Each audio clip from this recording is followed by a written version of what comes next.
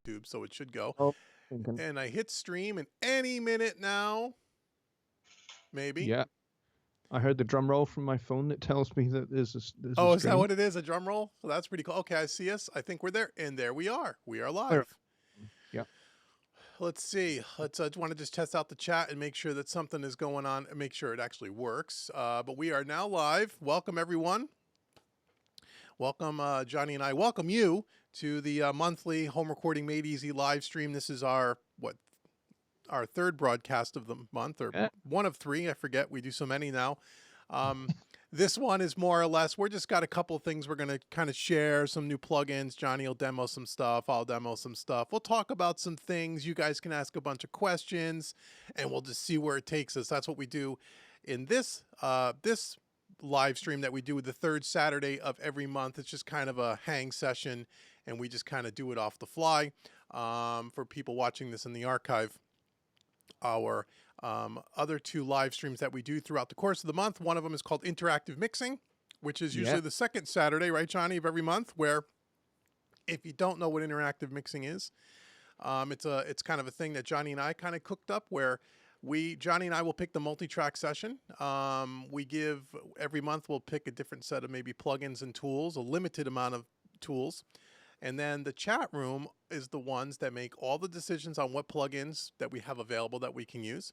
All the mixing decisions as far as EQ compression, levels, panning, reverbs, delays, right, Johnny? Editing, all that stuff. And really what happens is the chat room is who mixes the song. And all I do is move things around in Studio One per your direction. Johnny monitors the chat and kind of gathers all the questions and makes sure that we kind of follow what you guys are asking us to do. And then at the end, I will export the mix and I'll put it up on our Facebook page for everybody to listen to. And we've done now 3 of those, right, Johnny? I think 3. Yeah, I think so. Yeah. And they all came out really good. We were really happy with the mixes, the way they came out. The chat did a great job. And so that's interactive mixing. And then the third live broadcast that we do every month, which is the first Saturday, and the next one will be July 8th at 5 p.m. Eastern, is called a new show called That Plugin Show. This will be our second episode, where Johnny Lipsham in Scotland, Johnny Geib at the Home Studio Trainer, and yours truly get together, and we each, 3 of us, demo and share a plugin that either stock plugin, third party, could be a VST instrument, just some of the our personal favorite tools, and we kind of talk about them, walk everybody through the plugin, how do we use it, and demo it on some audio samples and such, and just talk about plugins, because that's one of the big topics, Johnny, that everybody always wants to talk about. Yeah. Yes. Which is wonderful. I mean, which is really cool, because we all love plugins and we all like different manufacturers' types of plugins. And this is a good way for us to share what we do and little, concepts and tricks and maybe some tips on how we use each one of our plugins. And this gives you guys an opportunity to maybe go out and demo some of these plugins if you don't already have them, or if you already have the plugin, you may learn something new that you didn't know about your plugin before, or you might be able to teach us something new that we didn't know about the plugin. So that's pretty cool, right? So that is the 3 shows that we do every month. So this time out, we got 14 or 15 people watching now. How everyone, how are you? This one is just kind of our live monthly kind of hang. No real formal structure, although we have a few things we'll talk about, but it's kind of really your show. So anything you want to add to that, Johnny? Johnny's out in Scotland. Johnny Scotland, I call him, because I get him mixed up between him and Johnny Geib, and so I got to call him something, so I call him Johnny Scotland. Aye, Johnny Scotland. I like that. There's a rugby player called John Scotland. Well, there you go. Who doesn't actually play for Scotland. I think he plays for New Zealand. But okay. Surprised if he's from. I wouldn't be surprised if his family history is from Scotland. Yeah, I would just like to extend my own personal welcome to folks to this stream. I love doing these with both David and also doing streams with Johnny as well. It's very cool because especially at the moment I can't get streaming to work with my internet, so I have to hijack yours. And that's okay. You're more than welcome. So yeah, if you have bad internet, you can't do these live streams, as we learned when we were No, setting up my live stream, and I have really good internet, and even then dude, at yeah. times you can't you can't do live streams. So for people who are just kind of coming in, welcome. We have 17, 18 people here at this point. And if for some reason YouTube crashes and burns, and sometimes it does, this will be recorded. This is all being recorded in real time, and by the end of this evening or early tomorrow morning, this will go up in the archives so you guys can kind of check it out. And yeah, and that's kind of how we're going to do things. So the first thing we wanted to maybe go over, anyone that has any questions you can ask now. We got Mike is here, hey, Peter's here, Alexander's here, Martin's here, Dooley Still Flash Party is here. Hey, that's a cool name. I like that. He's a great guy. Yeah, I saw Missy somewhere up the chat there. I lost the name, but I think she scrolled up away. So welcome everyone to our live stream this month. And so this month we're going to do a few things. One of the things that just came up over the last week or so, and I put it on the Facebook page, and if you haven't followed me on Facebook, shame on you. Home Recording Made Easy, Facebook.com/Home Recording Made Easy. The Waves SSL 4000 channel strip went on sale this past week, and it may still be on sale, Johnny. I don't know, and I know Johnny picked up the SSL. How much did we pay? Did you pay for that, Johnny? It worked out to be after we discount that was a surprise for me. It was £20, which is about $4, I think. How much? 24. $24. So $24 for the SSL 4000 E channel strip by Waves. Now, this is not the SSL bundle. Now, the SSL bundle, which will normally go on sale a couple times throughout the year, it's like about $200. That gets the channel strip. It actually get two channel strips. You get the E and the G. You get the bus compressors, and you get the EQ. This particular sale was just for the SSL 4000 E channel strip, which is between the E and the G, the one that most people use is the E channel strip, as well as I do, for $29. So I posted it up on Facebook, Johnny. A lot of people went out there and got it. And then 3 days later, I posted a video on YouTube of my review of the new Universal Audio SSL 4000 E channel strip. And so a dozen questions came in that day, and they said, what's the difference between the two? Which one is better? Now, if you don't have Universal Audio, it doesn't really matter to you because you can't get it anyway. But if you had Universal Audio, and that's a $200 channel strip, by the way, and you were choosing, wanted to know which one was better, we're going to demo some of that tonight a little bit in Studio One, just so you can hear the difference for yourself. But they're both excellent. So, Johnny, what's your experience now that you've played with the Waves for, a handful of days? How do you like it? What are your thoughts about it? For people who don't have it, you just got it, you've never used it before, what do you think? Well, first things first, set it in context for me personally. Just earlier this year, I broke a 15-year-long third-party plugin fast. And I'm responsible for that downfall. His fault. You're welcome. You're very, very welcome. You can thank. I will send you the invoice in the mail. I did you a favor.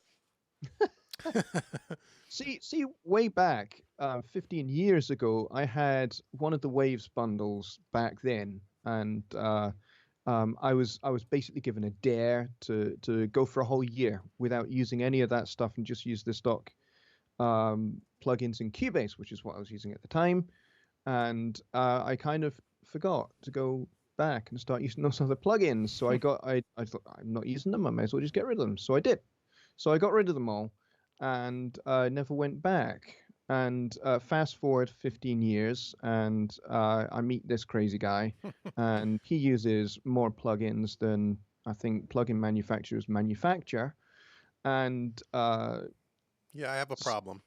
He has a bit of a gas problem. Yeah, it's a problem. But that's okay, because one of the things that David got me thinking about was where I started from when I first got into mixing, which was mixing on a console.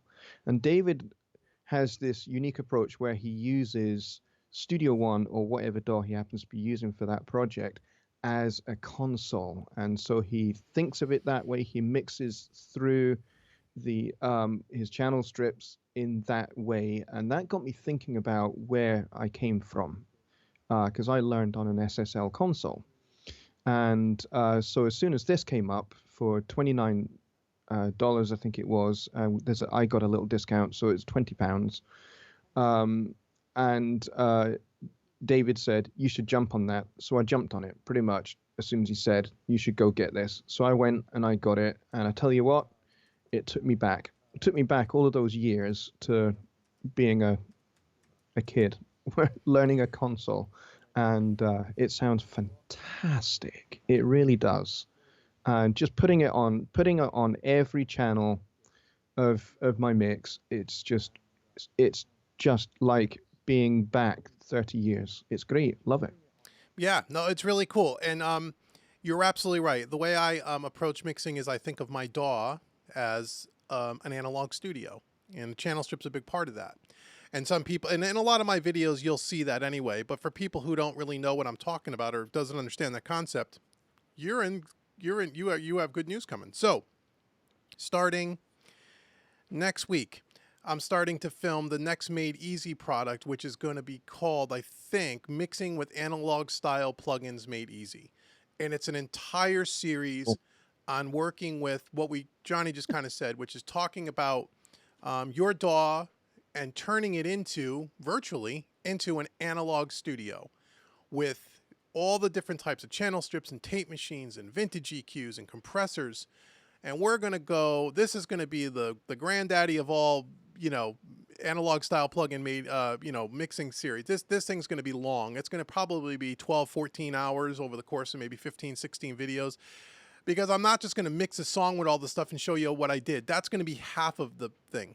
The first maybe, I don't know, handful of hours is going to be, because like Johnny says, I have a problem and I have lots of plugins and lots of duplicates. So for example, I have probably 7 different tape machines from 7 different manufacturers, and we're going to look at all of them. And I'm going to show you in this series the differences between them, how they sound different, where you might use one over the other. Because a lot of times people will ask me, which tape machine should I buy? Which one should I buy? And it's a real difficult question to just say, well, go buy this one. It all depends. And so the first half of the series will be going through all the different tape machines, going through all the different channel strips that I have from different manufacturers, comparing them, the sound of them, because they all sound different compressors, different EQs. We're going to go through the whole primer of how to think about your digital audio workstation as an analog studio, the philosophy behind it, the way the signal flow will travel and why, and then the different types of analog hardware, where they're maybe most appropriately used or where they're most commonly used, the differences between the two, between them. We may have a little history lesson on some of the more famous ones, like people hear about the Fairchild and go, well, what's the Fairchild compressor? Why was it so sought after? What makes it so special compared to an LA2A? What's the difference? So the first half of that series will be all of that education to give you a real good foundation on why these plugins are so popular and why do we use them in the way that I do personally, and then how you may want to think about using them. Once we get through the foundation piece, then the second half is going to be an actual mix where you'll get the audio files and you'll be able to mix a song with me. Now, a lot of you won't have all the same plugins, and that's totally fine. We will be able to, you'll be able to use a lot of the concepts and techniques with your stock plugins, but I'm going to try to introduce people to a whole different side of mixing. And it's going to be just focused on these types of plugins. So anyway, that's going to be coming in the next couple of months. I start filming it, I think, next week. And so that'll be really cool. And stay tuned for more. You'll learn more about that, as I get a little closer to being finished. The outline for the project has been completely written. I have the game plan. Now I just got to go film the thing, which is going to take some time. But I really want to do it right so I can really help you all with this whole concept of analog style mixing, vintage style plugins, and turning your digital audio workstation into an analog studio. Cool? So that's coming. So that'll be really fun. So we got 21 people here. What's going on out in the land of chat? Someone duly still $2. I don't know what that $2 means. Oh, they must be talking about something else.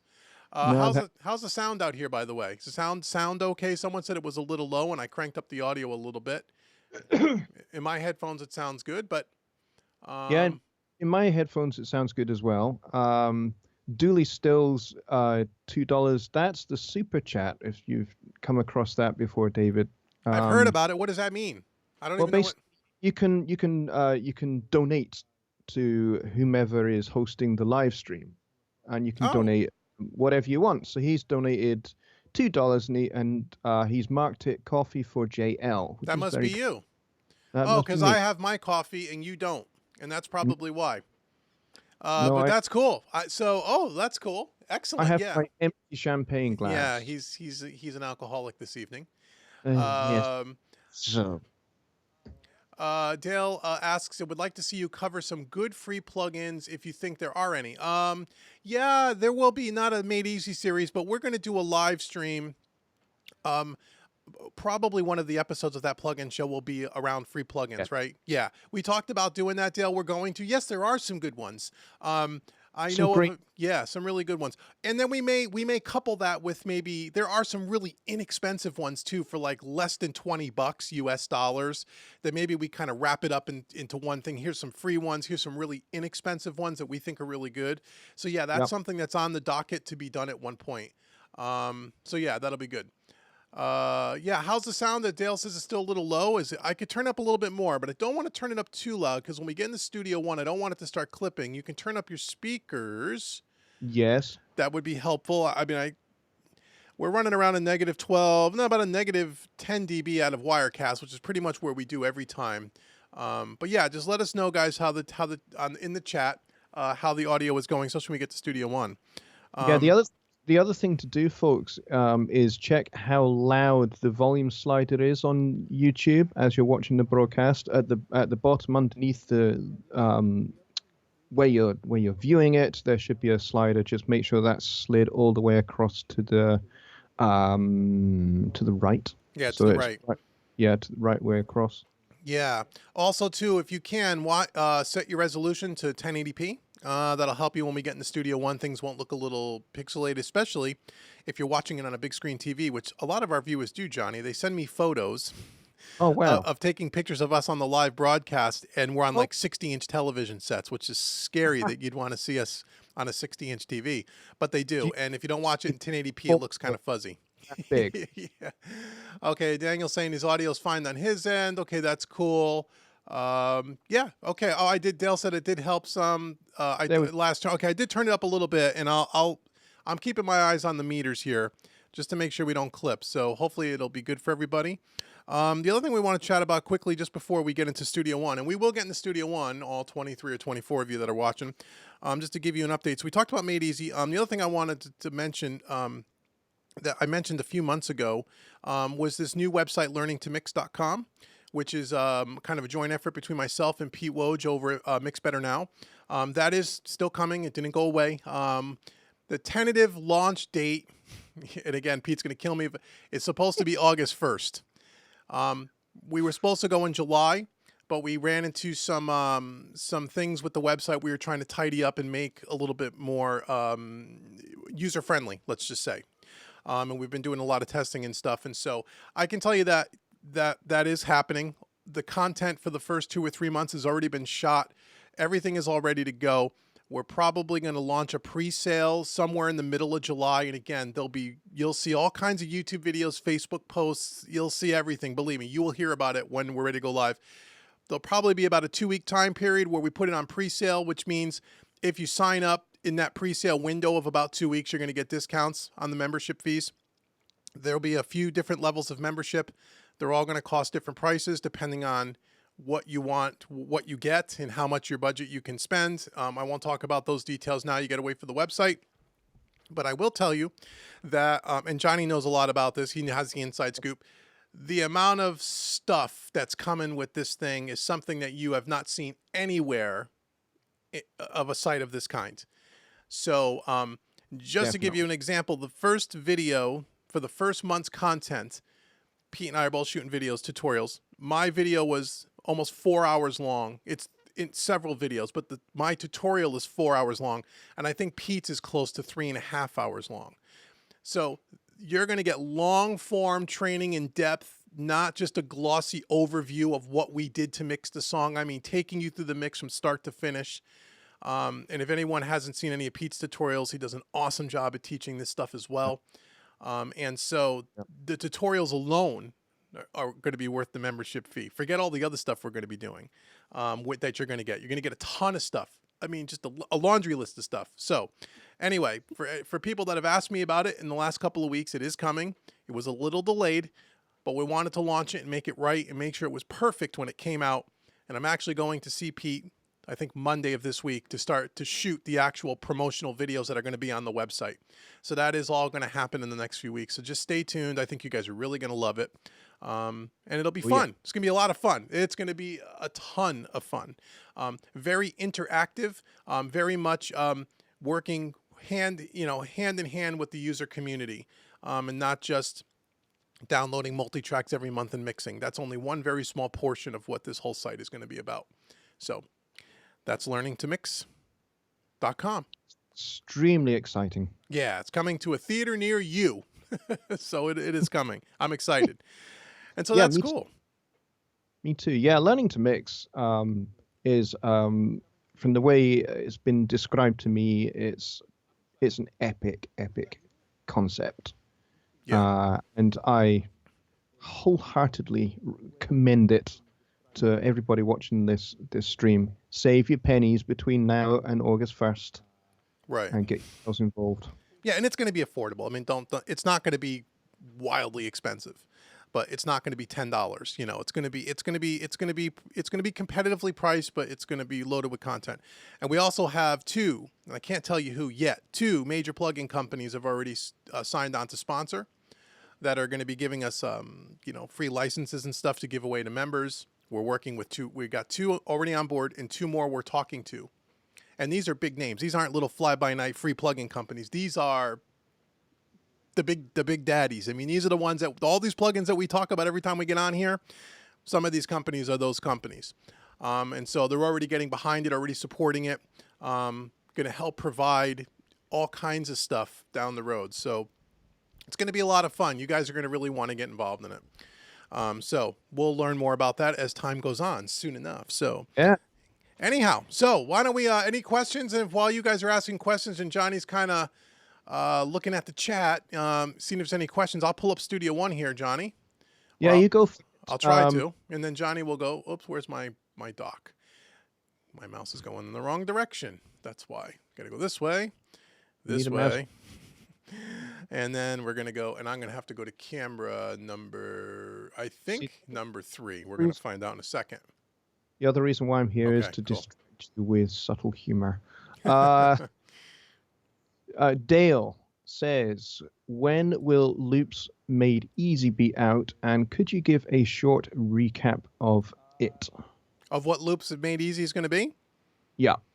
Certainly. So Loops Made Easy is going to be being created and taught by our good friend Johnny Geib over at the Home Studio Trainer, because he's better than working with loops than someone like myself. So I commissioned him to actually make the series. The series is in the final stage of being recorded. Last time I spoke to Johnny, which was just the other day. And basically what it's going to teach is how to create loops, how to create songs with loops, how to create your own loops, and everything around working with loops to create songs in Studio One. Now you could do this in any DAW, but he's going to obviously do it in Studio One. And I'm hoping sometime mid-July, maybe, we'll be ready to launch that. I've seen some of the footage, and what I've seen so far looks great. And if I know Johnny, it's going to be great anyway. So it's coming. It's coming. It is definitely coming soon. And you guys all know Johnny, the way he teaches. He's going to be very thorough. So if you want to know something about using loops, he's the guy. You're going to learn it in this series, you know? Oh, definitely. So it is definitely coming. It is definitely coming. On the back of that, I would also like to make a small announcement about MIDI Drums Made Easy Volume 2. Oh, lovely. Yes, go right ahead. Which I am putting the finishing touches to. Okay. And I'm really pleased with what I've got. I'm really pleased with how the videos have come out. I'm really pleased with the content. It's going to be kind of the same kind of length as volume one. I'm trying to keep it uniform, so it's about 3 hours in 3 videos, and it's going to be great. It's going to flesh out a little bit more extra detail about how you can decorate your grooves, having learned how to create basic patterns in volume one. Volume two, you're now going to learn how you can decorate them and make them a little bit more unique and make them a bit even more realistic than we've done before in volume one. So we're going to use ghosted notes and one or two rudiments like flams and drags, that kind of stuff. And I'm going to go through how you can actually draw those in, how you can play them in on your keyboard and draw them in and all of that. So that's going to be really, really cool. Yeah, that's going to be great. And if you don't know about volume one, or if you haven't seen volume one, you really ought to go take a look at it. I mean, that was a really good series. That was really, really good. That was a really great series. And people ask all the time about creating their own drum parts. All the time I get asked about that. So that's why we created the series. So if you're into making your own drum tracks for your productions, Johnny takes you through the whole thing. Everything from using a MIDI controller or a keyboard that's sitting right behind him over there, tapping out the parts, to taking pre-recorded stuff and putting things together. And there were a lot of great tips in volume one talking about, humanizing it a little more and not quantizing everything and trying to make them, I guess the goal is to try to make them sound like a real performance and not just a static drum machine. Right. And so Yeah, volume two is going to pick up where that kind of left off as far as all those little production tips to really make it sound like live drums. And this is all stuff that you can do right inside of your stock DAW, right? You don't need anything. I don't think the first volume had anything that required any kind of third-party software of any kind. no, not really. It's all I done in mean, Studio One. yeah, I used Studio One, and the only thing I did use was the Native Instruments Contact 5 player, which is free. Which You is can free. just It's a free download, right? Right. it's easy to get, and that comes with they call it the vintage. I think it's vintage '60s drum set, Right. which is in fact it's a Ludwig 1964 drum set, and I have that drum set. So it's almost like I'm playing my own drums when I'm playing it on here. It's really And the really sounds are realistic to the thing. I mean, now that you have the real drum kit, they're pretty close, right? Yeah, it's amazing. So the yeah. sample rate. Yeah, so that's great. So I mean, again, and it doesn't matter if you're not using Studio One and you're using any other DAW. It's the same thing. They all come with a VST of some kind with a piano roll on them. You can hook up any MIDI controller to virtually any DAW today, any of the major ones, right? And so whatever is being done in MIDI drums made easy on Studio One could also be done in Cubase. It could be done in Pro Tools. It could be done in any of them. So if you're not a Studio One user, that's okay. That's really cool. And so, yeah, volume two's coming, and then there'll be a volume three somewhere down the road, you said? Yes. Nice. Yep. That's already in the works as well. Started shooting that one already. Perfect. So you're going to have 3 volumes of everything you want to know about how to program drums in your DAW. And then you can complement that with the loop series that Johnny's doing. And now if you're a drum programming person, you got everything you'll ever need right there. There it is. Done. Volume 3 is going to feature world music styles and how to program Latin percussion, things like congas, timbales, that kind of stuff. Oh, that's great. Let's see. I'll answer a couple of questions before we jump to Studio One. We got 20. I have 26 people on my end here watching. So Common Ground says, any tips on removing acoustic fret noise post-recording? Maybe subtractive EQ, special tools, etc. So acoustic guitar, fret noise. Ooh, that's tough. You mean like the squeaks and stuff? Yeah, subtractive EQ maybe if it's something that's really sounds abnormal because it was a real weird slide or something, but that's not easy to do. It really depends. I don't usually, I have never tried to really remove anything because as soon as you start chopping out the noise, it sounds unnatural and it sounds very choppy. Part of the character of acoustic guitar playing is you get some of the finger squeaks. It just happens. Now, if you want to try to reduce that at the recording stage, because once you recorded it, good luck getting rid of it.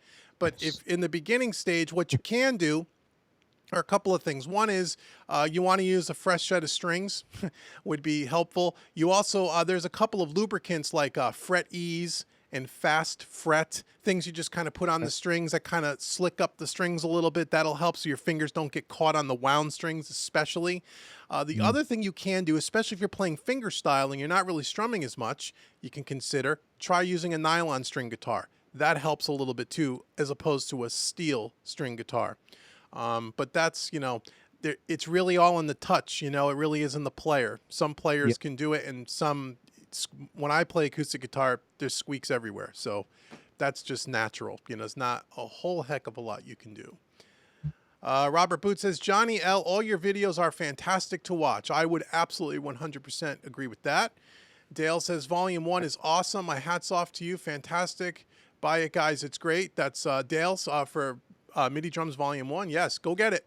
Go. It's up there. It's, it's great.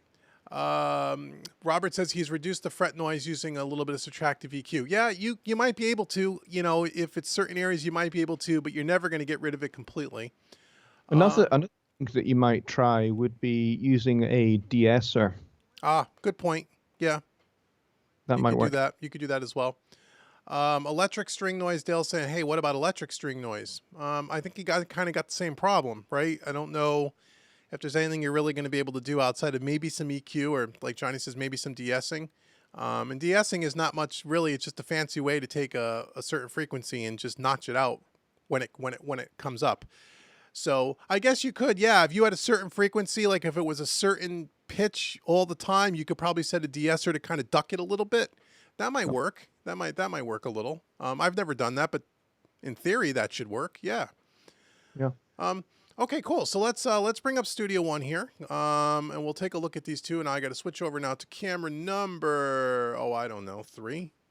You should see Studio One, and you should see me in the bottom right-hand corner. So let's take a look at these two channel strips, just because this is the thing that everyone's asked about this week, Johnny. So, okay, on the left here, we have the new re-release of the Universal Audio SSL 4000E channel strip. Now, when I say new release, this was there was the first version of this, and I can bring it up so you can see it if you guys want to see it, for any of you Universal Audio users. And even if you're not a Universal Audio user, this is good to kind of know a little bit, just to kind of give you some, again, talking about the analog style plugins. A little bit of education will go a long way if you ever start mixing with these kinds of plugins. Let me see. Do I have the legacy version? I don't have the legacy version. Let me see if I have it here. Let me see if I do have the legacy version or not. I don't know. I might have deleted it because I would never use it again. E-channel strip. Yeah, I don't have the legacy version. That's too bad. Okay, but it doesn't really matter. I'll explain it to you. So anyhow, the original version of this, which looks exactly the same, with the exception of they didn't have the fader here on the right-hand side. This whole right side of the plugin that's in silver, this was not here. There was just a 2 LED input-output meter here.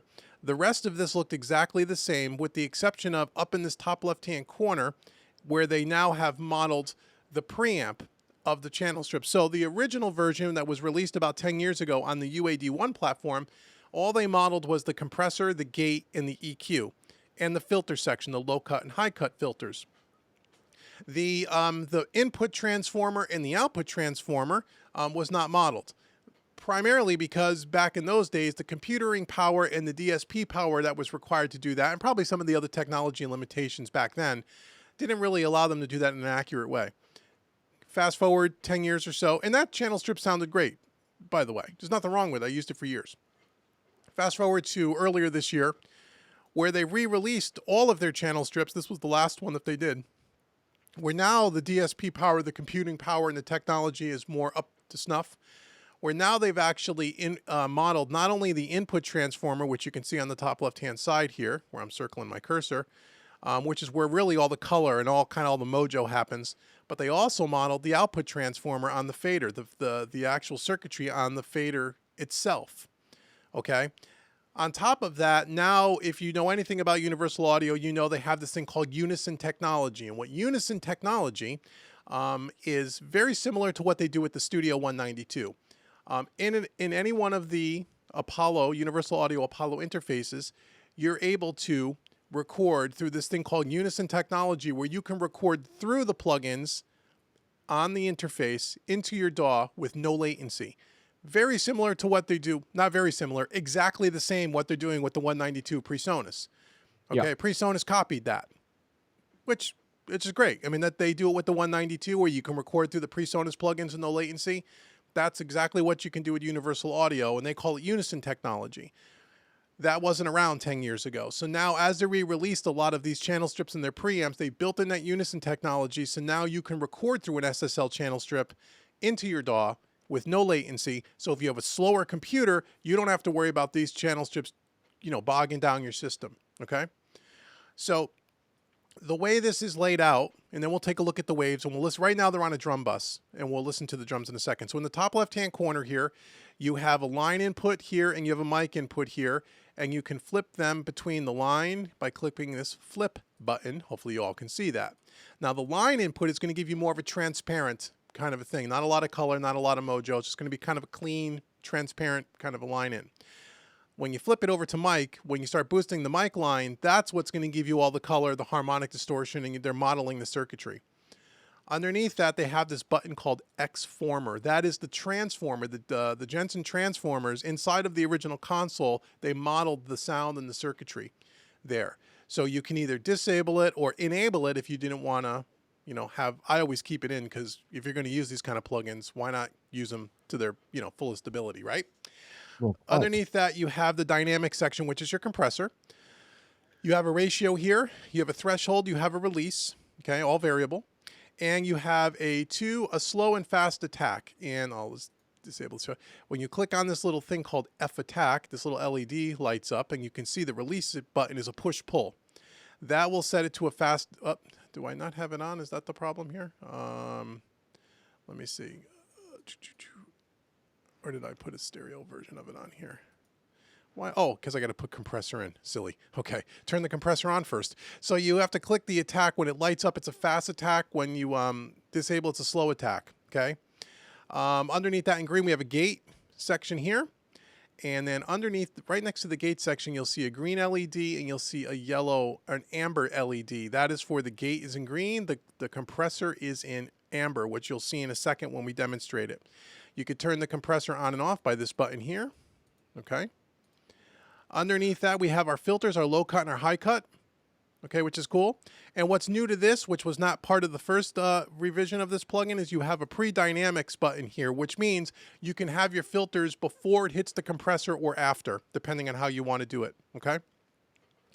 In the center of the plugin, we have our EQ. In the top here in red, we have the high frequency, which goes from 1K to 16K. It's a shelf or a bell only. There's no variable Q. In the green here, we have our high mids. We have from 600 hertz to 7K with a variable Q right here, as you can see. Okay. In the blue, we have a low mid frequency, again, with a variable Q from 200 hertz to 2.5K. And then down here in brown, we have our low frequency, which is just like the high frequency. There's no variable Q. It's either a bell or a shelf. Okay. You can put the EQ pre-dynamics if you want, meaning before or after the compressor. Default, it's after the compressor. If you hit pre, it's before the compressor. Okay. Also, what's unique on this channel strip is this little equalizer selector here. You'll see the low frequency changes from brown to black. So this console in hardware form had two different types of EQs. They had the black knob EQ and the brown knob EQ. The brown is a little bit more colorful, a little bit more musical. It's got a little bit more grit to it. The black is a little bit more transparent, a little bit more surgical sounding. Very subtle, but that's the differences if I had to describe them, okay? And then over on the right, we have our output fader here, which again, they modeled the circuitry of the sound of the fader. So on all consoles, especially in SSL, the more you turn up that fader, the more richness you're going to get, the more harmonic distortion you're going to get. You're going to get maybe a little distortion. Let's say if it was a bass guitar and you really wanted to push it and put a little grit on it, they modeled the sound of this fader, okay? Underneath this here, you have this output, which does the same thing as this fader. The only difference is, say you wanted to push this fader up 5 dB. You can turn down the output 5 dB to level match the plugin. This output does not change the tonal characteristics of the plugin. It's a transparent level, where this changes the sonic characteristics. the more you push it, the more gritty and harmonic distortion it'll get, like I just mentioned. Okay, makes sense? So if you're going to push this past unity to kind of get that SSL thing kind of happening, you would typically lower it down the output here. So you can kind of level match the plugin before and after. Okay? That is the layout of this. So why don't, before we look at the waves, let's listen to this onto some drums. Does that sound good, John? Yep. Hope everybody's with me. So just let me know how the audio is when I turn this again. I'm kind of watching the levels. You may have to turn up your speakers a little bit. This is just drums. Let me just close this for a second. These are raw tracks. There's no processing on these drums or anything in this mix whatsoever. I typically like to use these kinds of plugins on completely raw tracks because you typically will audibly hear them a little bit more easily than on a finished polished track, because you don't know with all the other plugins in the mix what's having the most effect on the sound. So I just try to take raw audio, throw the plugin on, and then you can hear the difference a little bit more clearly. Okay, so we're gonna open this up. I haven't set this at all, except for that I have it on the mic. I got it on the mic input, and when you put it on the mic input to get that color, it's going to be a little more hot of a signal. So you see, I've already turned down the output, so we don't blast, the levels here.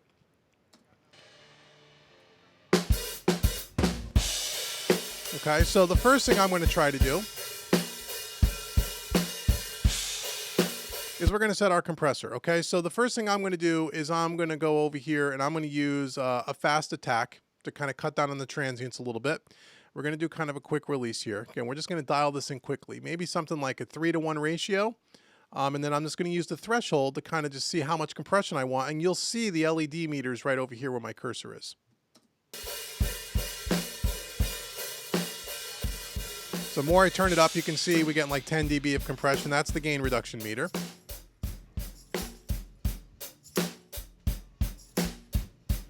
And typically what I like to do, okay, we're just doing this on a bus, not on individual tracks. So maybe during the heaviest snare hits, we're hitting about 6 dB of compression. If I want to use my filter, maybe pre-dynamics, roll off everything below about 20 hertz, 30 hertz.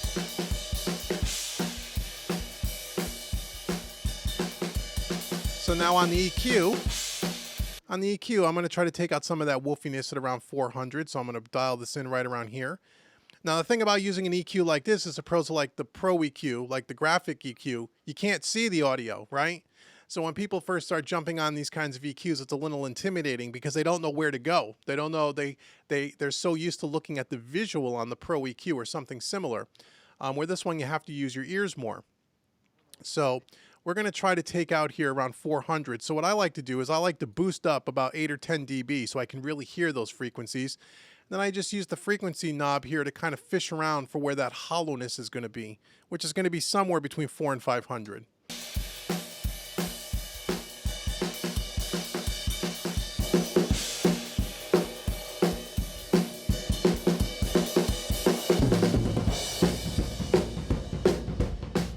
And we'll take some of it out. We'll do a little bit of a boost here at 60 hertz to bring a little kick drum in. Because remember, we didn't process the tracks individually.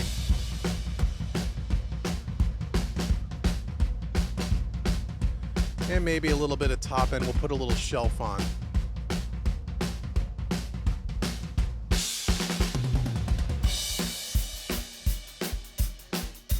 Okay, and then we can push the console a little.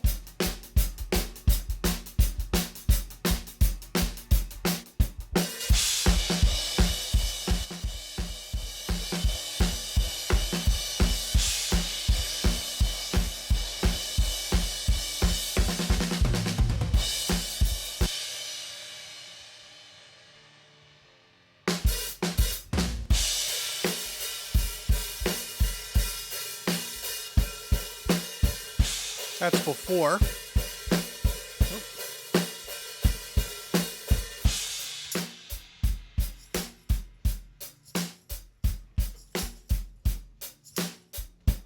That's before. After. And the thing about an SSL is you don't want to be afraid to push it. You know, you get this little overload light. That's a good thing with an SSL. You clip it every once in a while, that's giving you what we want.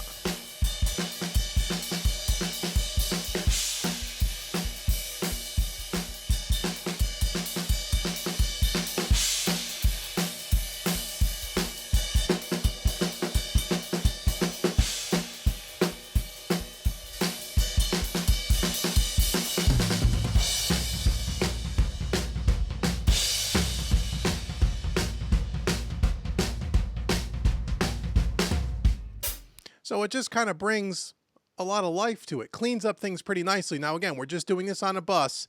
The way I would normally use this is I would have this on every individual drum, right? I would shape each individual drum with the EQ. I would compress it in, as well, and filter it, and then bring it to a bus. So this is like, this is just kind of the low down and dirty way of using this. But you can hear, hopefully over in YouTube, you can hear the difference of how much more rich and clean, more lively, a little bit more grit on the snare, by using this. Just by using this channel strip. And that's why I love channel strips, is because you really get the full tonal characteristic of the console, which is so important to an analog recording sound. Can you hear that on your end okay, Johnny? Okay? Yeah, it all sounds fantastic. Okay. Yeah, I love the sound of this particular emulation of the SSLE. It's fantastic. It's really good. They did a really good job with this one. This one was one that I wasn't sure how much better it was going to be than the original one, as we spoke earlier. As soon as I tried it, I went, wow, it was such a big difference. I bought it and upgraded. And it really has to do with the input in the output transformer. The compressor sounds the same to me. The EQ sounds really close. It's really the input and output transformer. That is the difference in this plugin, without a doubt. Agreed. Any questions in the chat room on this one? Because what we'll do is we'll take a look at the and compare this to the waves. So if I just bypass, I'll shut this one off here. Now, if we come over to the waves. Yeah, chat room is pretty quiet. They were talking about the guitar string stuff from earlier. Oh, but cool. I think they've been riveted by your exposition of the SSLE there. Oh, cool. Okay.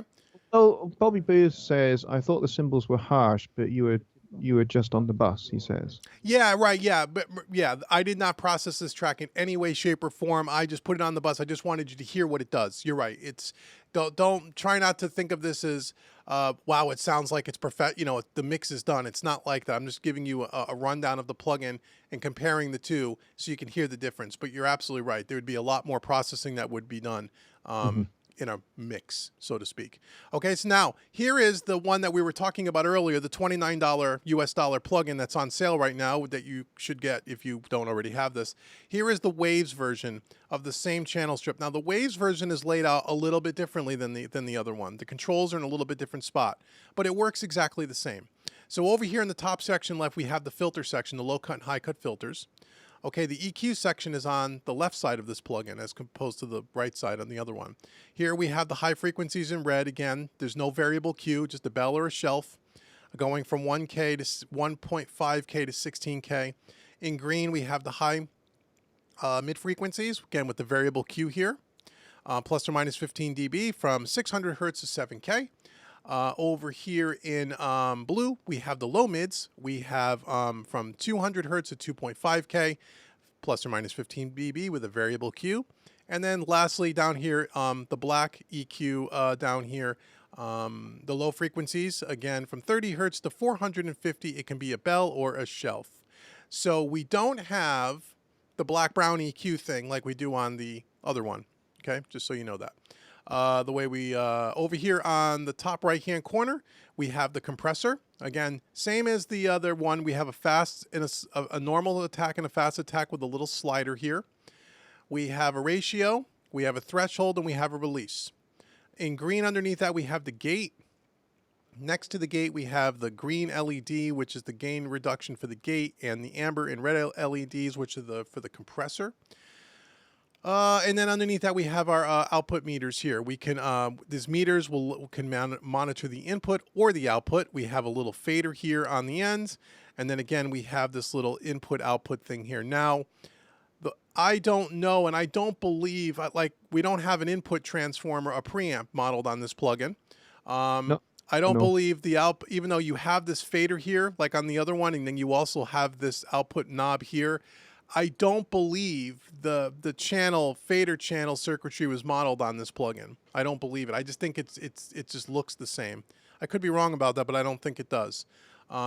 So now, if we were to play back the same drums and kind of try to dial it in the same, we could. Whoops, let me pin this, and then we could put the waves kind of right next to it, and we can try to set the settings similar, right, just to see what it sounds like. So if we were to do our dynamic section and we were to do kind of a 3-to-1 ratio like we did on the other one, and we did kind of a fast attack here, just like we did on the other one, and our release time will be somewhere around here. Okay, EQ wise, we'll try to do the same thing. We did about a 5 dB shelf. We did about 6 dB, or 5K shelf, excuse me, 6 dB. We pull out that hollowness at around 400, which is where the default is. We'll pull that out a little bit. And then we did a little bit of a low end boost here of about 6 dB at around 60 hertz-ish there. And we have no gate on, and we should see this is, we'll turn off the universal audio one. That's off. Okay, now the waves one is what's playing right now. Okay, so right out of the gate, you can see how much more compression you have with the same compression settings. So we could turn down our threshold a little. See if we can achieve about the same amount of compression.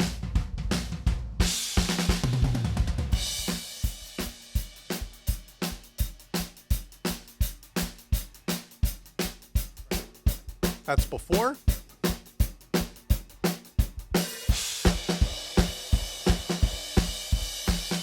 After.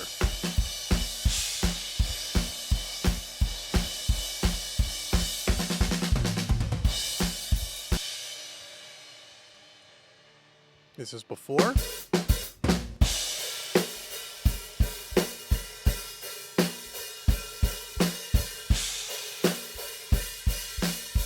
After.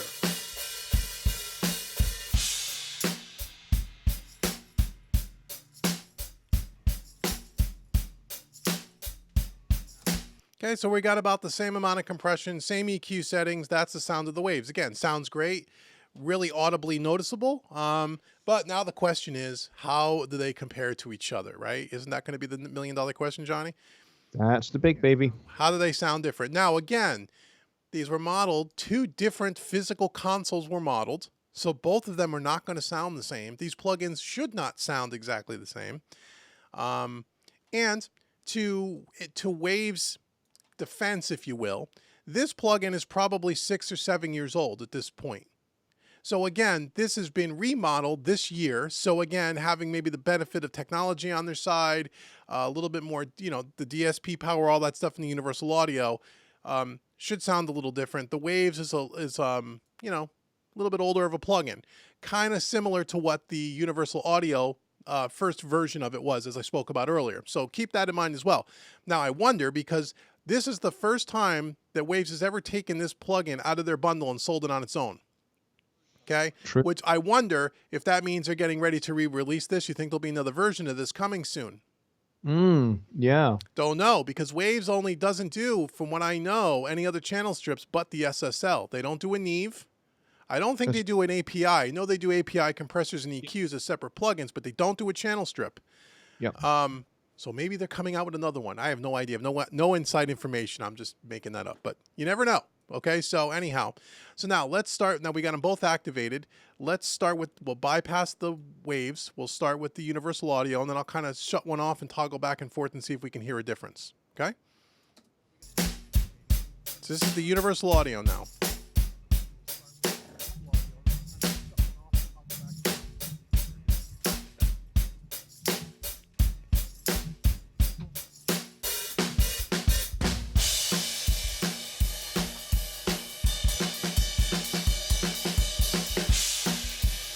Waves.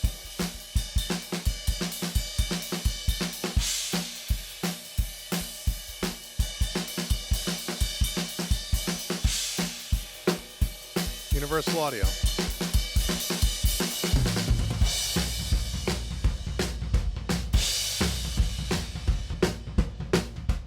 Waves.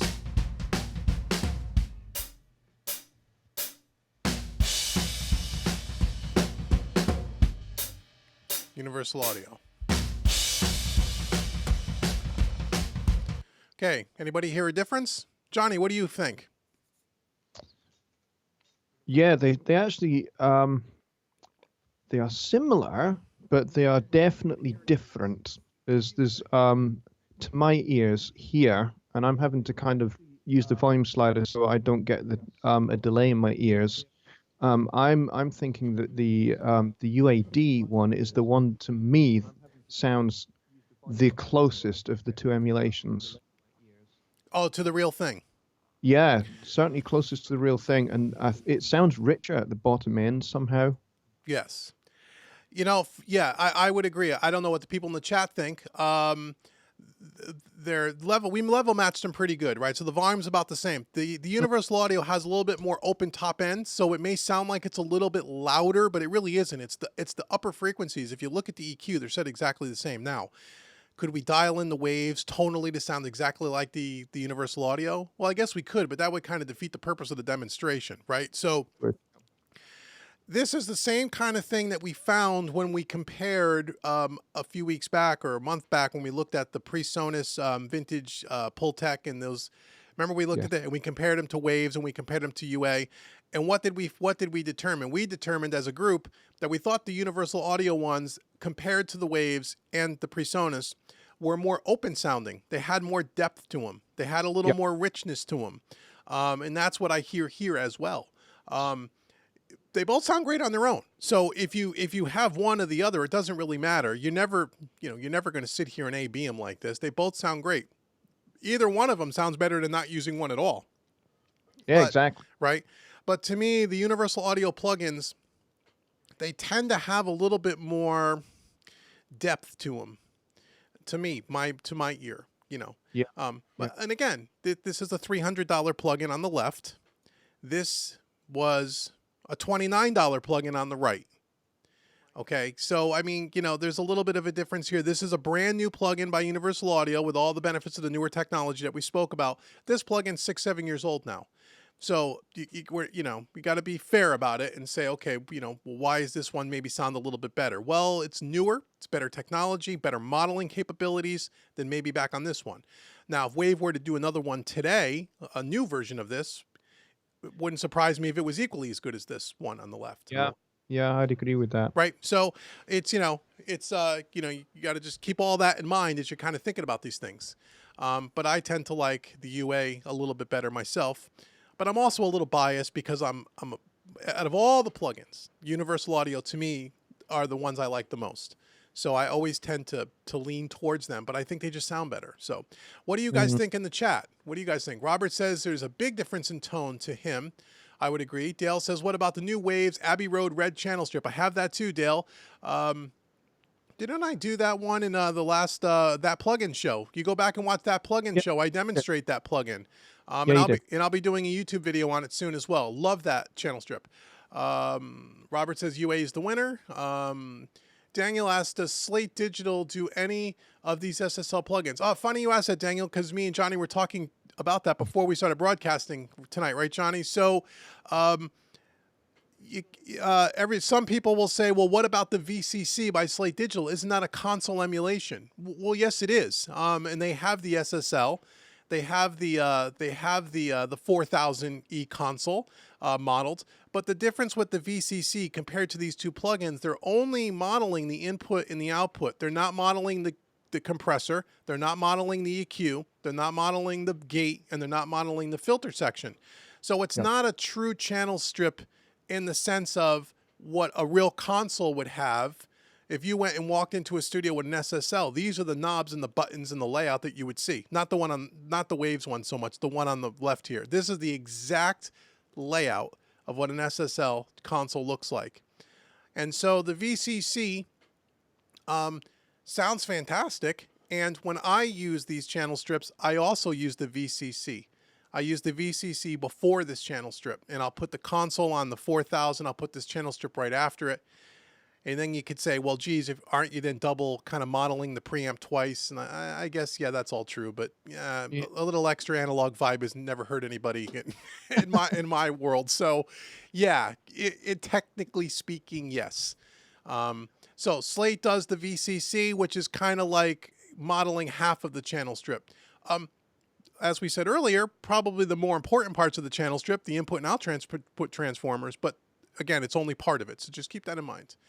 Dale says he'll check that out. Yeah, check out the VCC. If you don't have a Universal Audio system, check out this Waves because I think it sounds great. And then again, we just looked at it on drums. I'm not going to look at it on a whole bunch of stuff. If you want to see a demo of the UA channel strip on more instrumentation, go to the YouTube channel. I just posted a video this week. I will be doing one for the Waves very soon, but I do use this Waves channel strip in the last 2 or 3 quick mix series that I did. So go get yourself a quick mix and you'll see me use this on an entire mix. There Any you other? go. Yeah, cool, right? Any other questions? Any other thoughts around the channel strips? There's nothing doing just at the minute, Okay. but suffice to say, I mean, I think the bottom line here is that the UAD is better than the Waves, but I tell you what, the Waves one is very, very, very impressive. Yes, very much so. Very, I've very. done lots of mixes with this Waves one, Yeah. and it sounds great. It really does. It's just again, it's another different spice for the soup. You know what I mean? It's just another different flavor. And the only reason why I have them both, I mean, I have a lot of these plugins where I have double from each. It's because it's really for teaching. It's really for training and things that I do. I have these extra plugins because people don't all have universal audio hardware. So the alternative to using an SSL is to use the Waves. And that's why I teach with it. So that's why I have it. If I wasn't, an educator, I probably would only have the universal audio because I don't need them both. Yeah, exactly.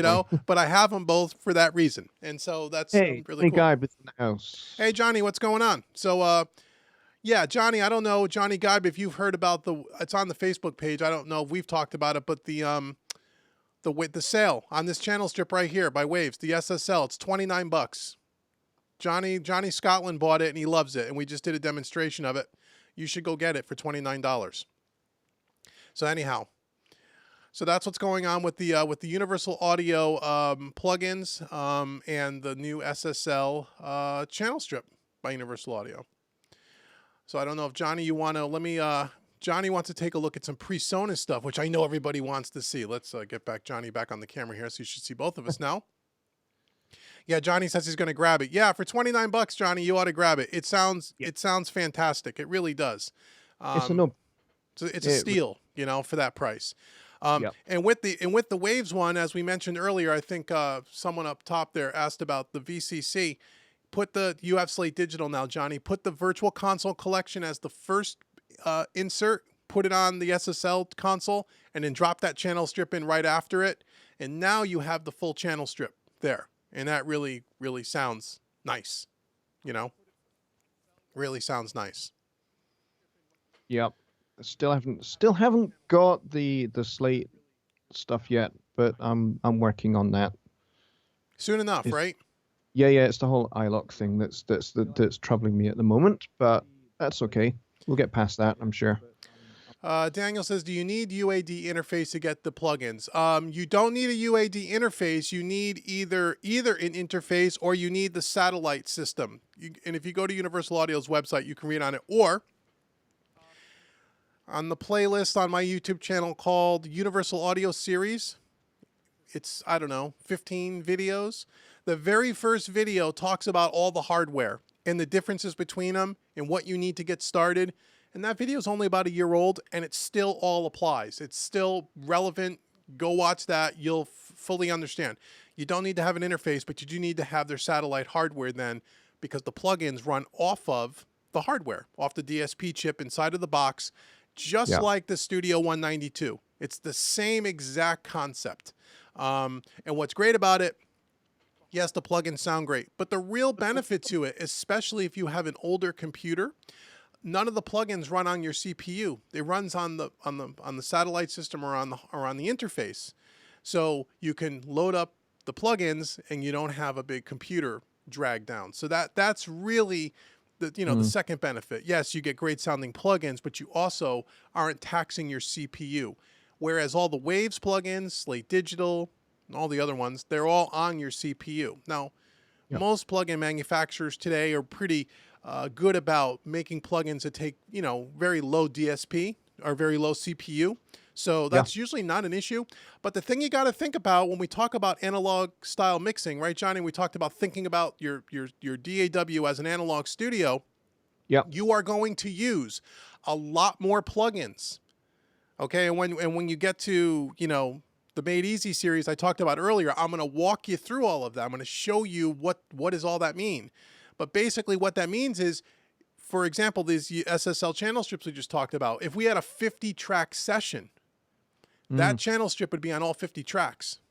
Yep.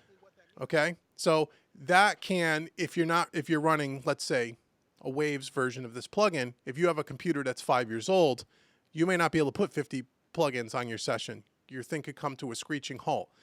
Yep. That's one of the, if there's a downside to using these kinds of plugins and mixing in this way, analog, studio, signal flow, that kind of thing, is that you have to have a computer that's relatively new or fairly powerful, fairly new in the last couple of years.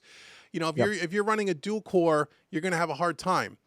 This is where you would take advantage of, say, the new Presonus plugins, the what are they called? Space Station, Space State. I always call it Space Station. I know it's not Space Station. What is it called? It's space state modeling. Space State Modeling. One of the benefits to using those plugins, you get yourself a Pultec and an 1176 emulation and LA2A, is it's very CPU friendly. And for someone with an older computer, you're going to be just fine. And we demonstrated that a few weeks ago, and I know Johnny Geib has demonstrated that a bunch of times too. However, if you're going to move into some of the more higher end plugins, you got to worry about your computer. So that's where Universal Audio again comes in handy, because it takes the computer out of the mix. Okay, but again, stay tuned for the next Made Easy series. I'm going to walk you through all that. I mean, we're going to have like 15 hours worth of training. You're going to understand everything you wanted to know about these whole system plugins and how to use them and why when we're done. So that's it. What else we got? Robert, so I'll stick with the Waves and stock plugins. Yes, that's a great idea. Yeah. Great idea. Let's see. All right, cool. You want to, let's see, Johnny, you want to bring up your screen, and then I will, let's see, I don't know what I'll do. I'll switch you over to go ahead, bring up your screen, and then I'll switch over the camera so we can see your screen. Alrighty. Should be coming up now. And there you go. And okay, I think I see your screen. Yep, we see your screen and we see you, and somehow I'm in the bottom of the screen there with you. I don't know why, but that's okay. Oh, curious. Okay. But we're both there. But anyway, we could see your screen. Well, that's cool. All right. So I'm not going to... Let me go full screen here. Sure. Now we're looking. Let me get rid of this sidebar here. I can even get rid of it a little bit more, maybe. Oops. That's okay. Well, we got a good sized screen going on now. So okay, you should be good. Okay. I'm not going to go into too tremendous amounts of detail. I'm going to give you enough to basically think about it and want to consider getting this. It's the Presonus channel strip collection, which I've had for a wee while. Haven't done a tremendous amount with in particular, but it certainly got me thinking about breaking my fast that I talked about earlier. And it was kind of like my first kind of like getting my toes wet again in that with, some analog style plugins. So what we have is you have two channel strips that are modeled after Presonus hardware channels. And so what we have here, if I just open this one up, hang on, that's the wrong one. That's the one I wanted. So we have this one. This is the RC500, which is a FET channel strip. And this is what she looks like. EQ over here, compression over here, and then some very cool preamp controls right here. And you have variable threshold, excuse me, variable threshold, variable attack and release. And I believe the ratio is fixed at 3:1. So it's not exactly incredibly aggressive compression on this, but it does sound pretty good. The compressor on this, really like it. And then you have over here you have a 3-band EQ, with the lows going from 20 to 400, and then the mid range from 400 to 5K, and then the upper being 2K to 20, and plus minus 16 dB of variable gain control, and you can have peak or shelf at the top and bottom, and it's fixed in the middle. But it does sound very, very cool, and it's just immediately escaped my mind which hardware unit this is modeled after. So if somebody in the chat could remind me, I'd appreciate that. Well, doesn't Presonus make this in a hardware form, the RC500? Yes. Yeah. I think the actual hardware unit is called the RC500. I might be wrong. It might be one of the ADL units. No, I think there is one called RC500, and I think there's also another one called ADL 700 or 800. I think those are two separate. But I believe, if I remember right, there is a Presonus hardware unit called the RC500. I'm almost sure of it. Yeah. Yeah, I think you're right. That's what it's modeled after, and it's very, very cool. Sounds great. Gonna look at this drum loop with it in just a minute. So the other one that you get with it is this guy. This is the VT1. Now, this is the one that I believe is modeled after the ADL 600. I don't know why they've called it the VT1, but there we go. But it's a tube unit, and you have some nice input controls over here. You have a separate high-pass filter, trim control, variable in impedance selection here from A to F, which sounds great. It just adds sort of a little bit more extra grit as you go round from A to F. It's very cool. And then we have a nice compressor section here with variable ratio, threshold, attack, and release. And you can bypass the compressor. You can change direction, so you can have EQ to compression or other way around. And you've got gain control here, and then a big overall level knob here, which is very cool. And then we've got a bit more of a detailed EQ here, which is more of a 4-band EQ with a little bit of crossover. So we've got 20 to 200 at the bottom, and then 160 to 2K, 800 to 8K, and then 2K to 20 with the same kind of gain settings. But what you don't have is at the bottom here you have a switch for peak, or basically off and on for high frequency peak or low frequency peak.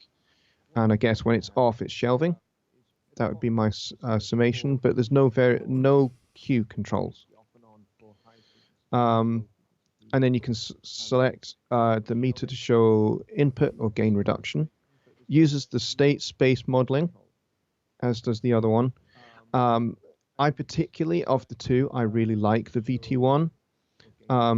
I use this on vocals, in particular, and acoustic guitars, and the RC1 I would maybe use more for drums. But I'm going to demo both on drums just now on a drum loop, just so that you get to at least hear it and see what you all think.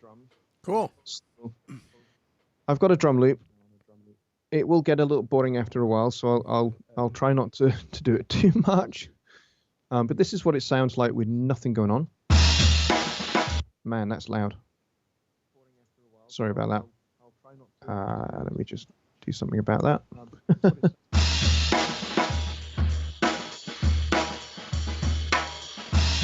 Nice New Orleans groove. New Orleans funk. Yeah, I like New Orleans funk. You might have gathered. So let's check out this guy here. Just turn it up. The RC500. Let's get her out of bypass mode. Oh, what am I doing? I'm clicking everything wrong here today. There we go. All right. It's very cool. The attack is very cool on this compressor. I like it very much. So let's have a little play with dialing this in.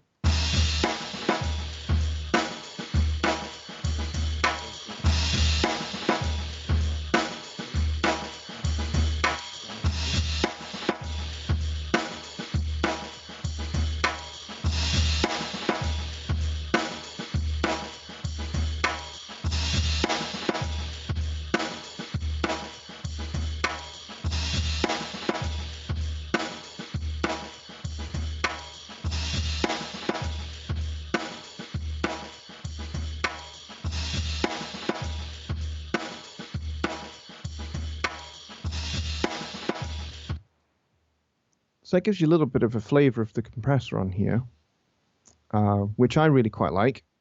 And then the EQ, you can roll off some of this bottom end, get some of that kick drum out of it with a low shelf maybe.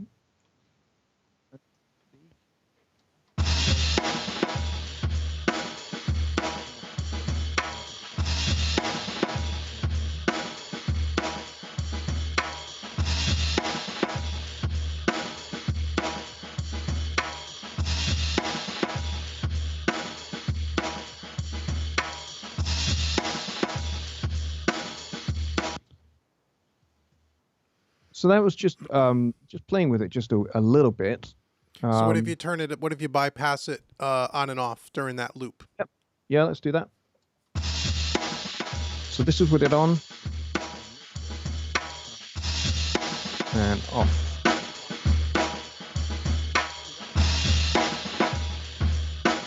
Back on.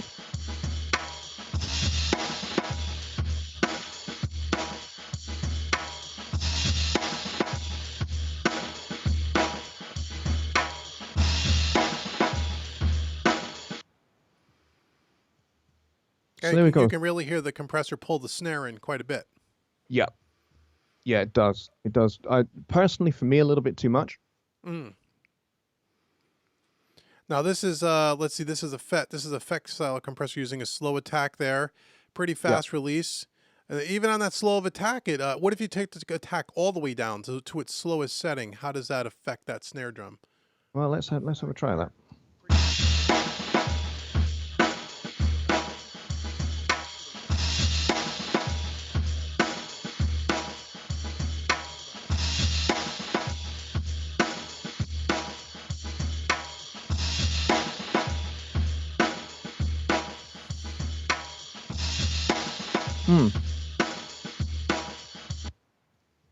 So even on its slowest attack, it's fairly aggressive. Yeah. Sounds good though. I mean, it sounds great. Yeah. It does. It does sound really great. And if you're wanting, some aggressive compression, this is the baby. Yeah, it is fairly. Now, how does that compare to the other channel strip? The other channel strip has a compressor in it as well, right? Yep.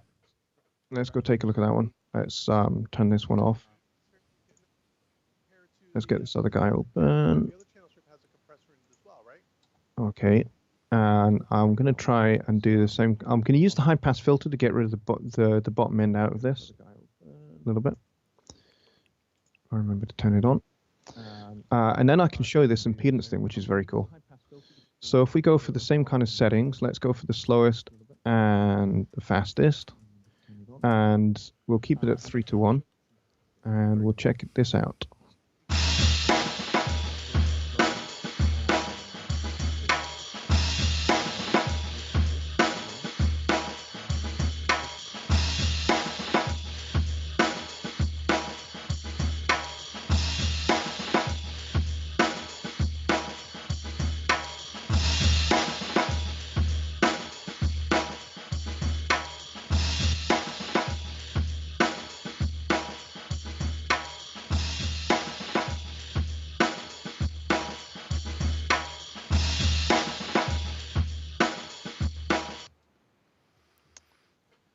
So there you go. To me, that's a lot less aggressive. It is a little bit more transparent.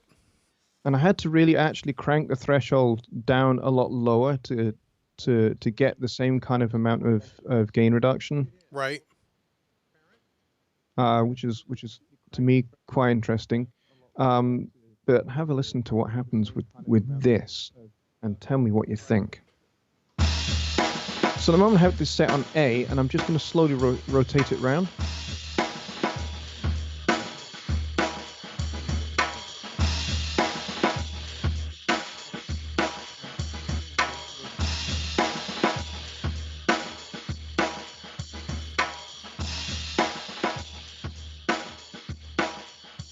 Okay, now turn the other one back.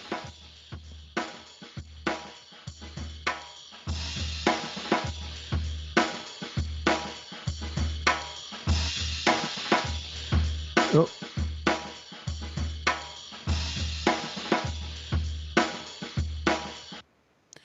Yeah, there's definitely what that's an impedance selector. Yeah, that there definitely is some sonic difference there, especially as the more you crank that clockwise, mm, the more you tend to hear it. yes. Yeah, I'm still not convinced I like pushing it much beyond C, to be honest. Right. Before I really I start to dislike what it does. Um, but that's just me, and maybe you would find that on different sources, like maybe a vocal or a saxophone or something, that you would want to push it a little bit further across. Right. Uh, as opposed to drums. So now can we flip back and forth between the two like we did with the SSLs just to hear Yep, maybe what the differences are between those two plugins? that's a good idea. Let's get that one on and open, and I'll try and get these both on the same screen. Yep, they look okay. Okay, there we go. So let's turn this guy off, and we'll go back to the RC500.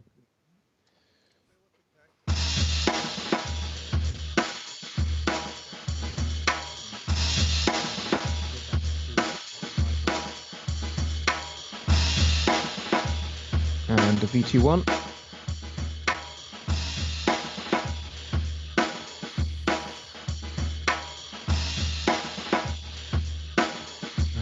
Off. And the RC500.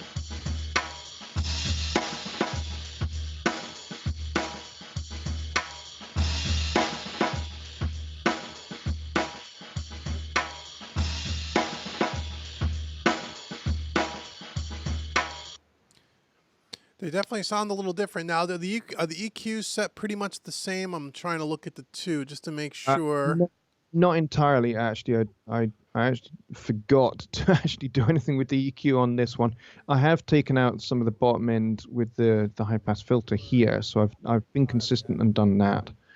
But what I could do is You pulled out a little 500 on the RC 500. So you yeah, may want to do the same there, and then you put a little at 6K. You bumped it up a little bit. yeah. Let's do that. All right, Okay, now yeah, now let's see what we got going there. all right. So I'm going to go back to the RC.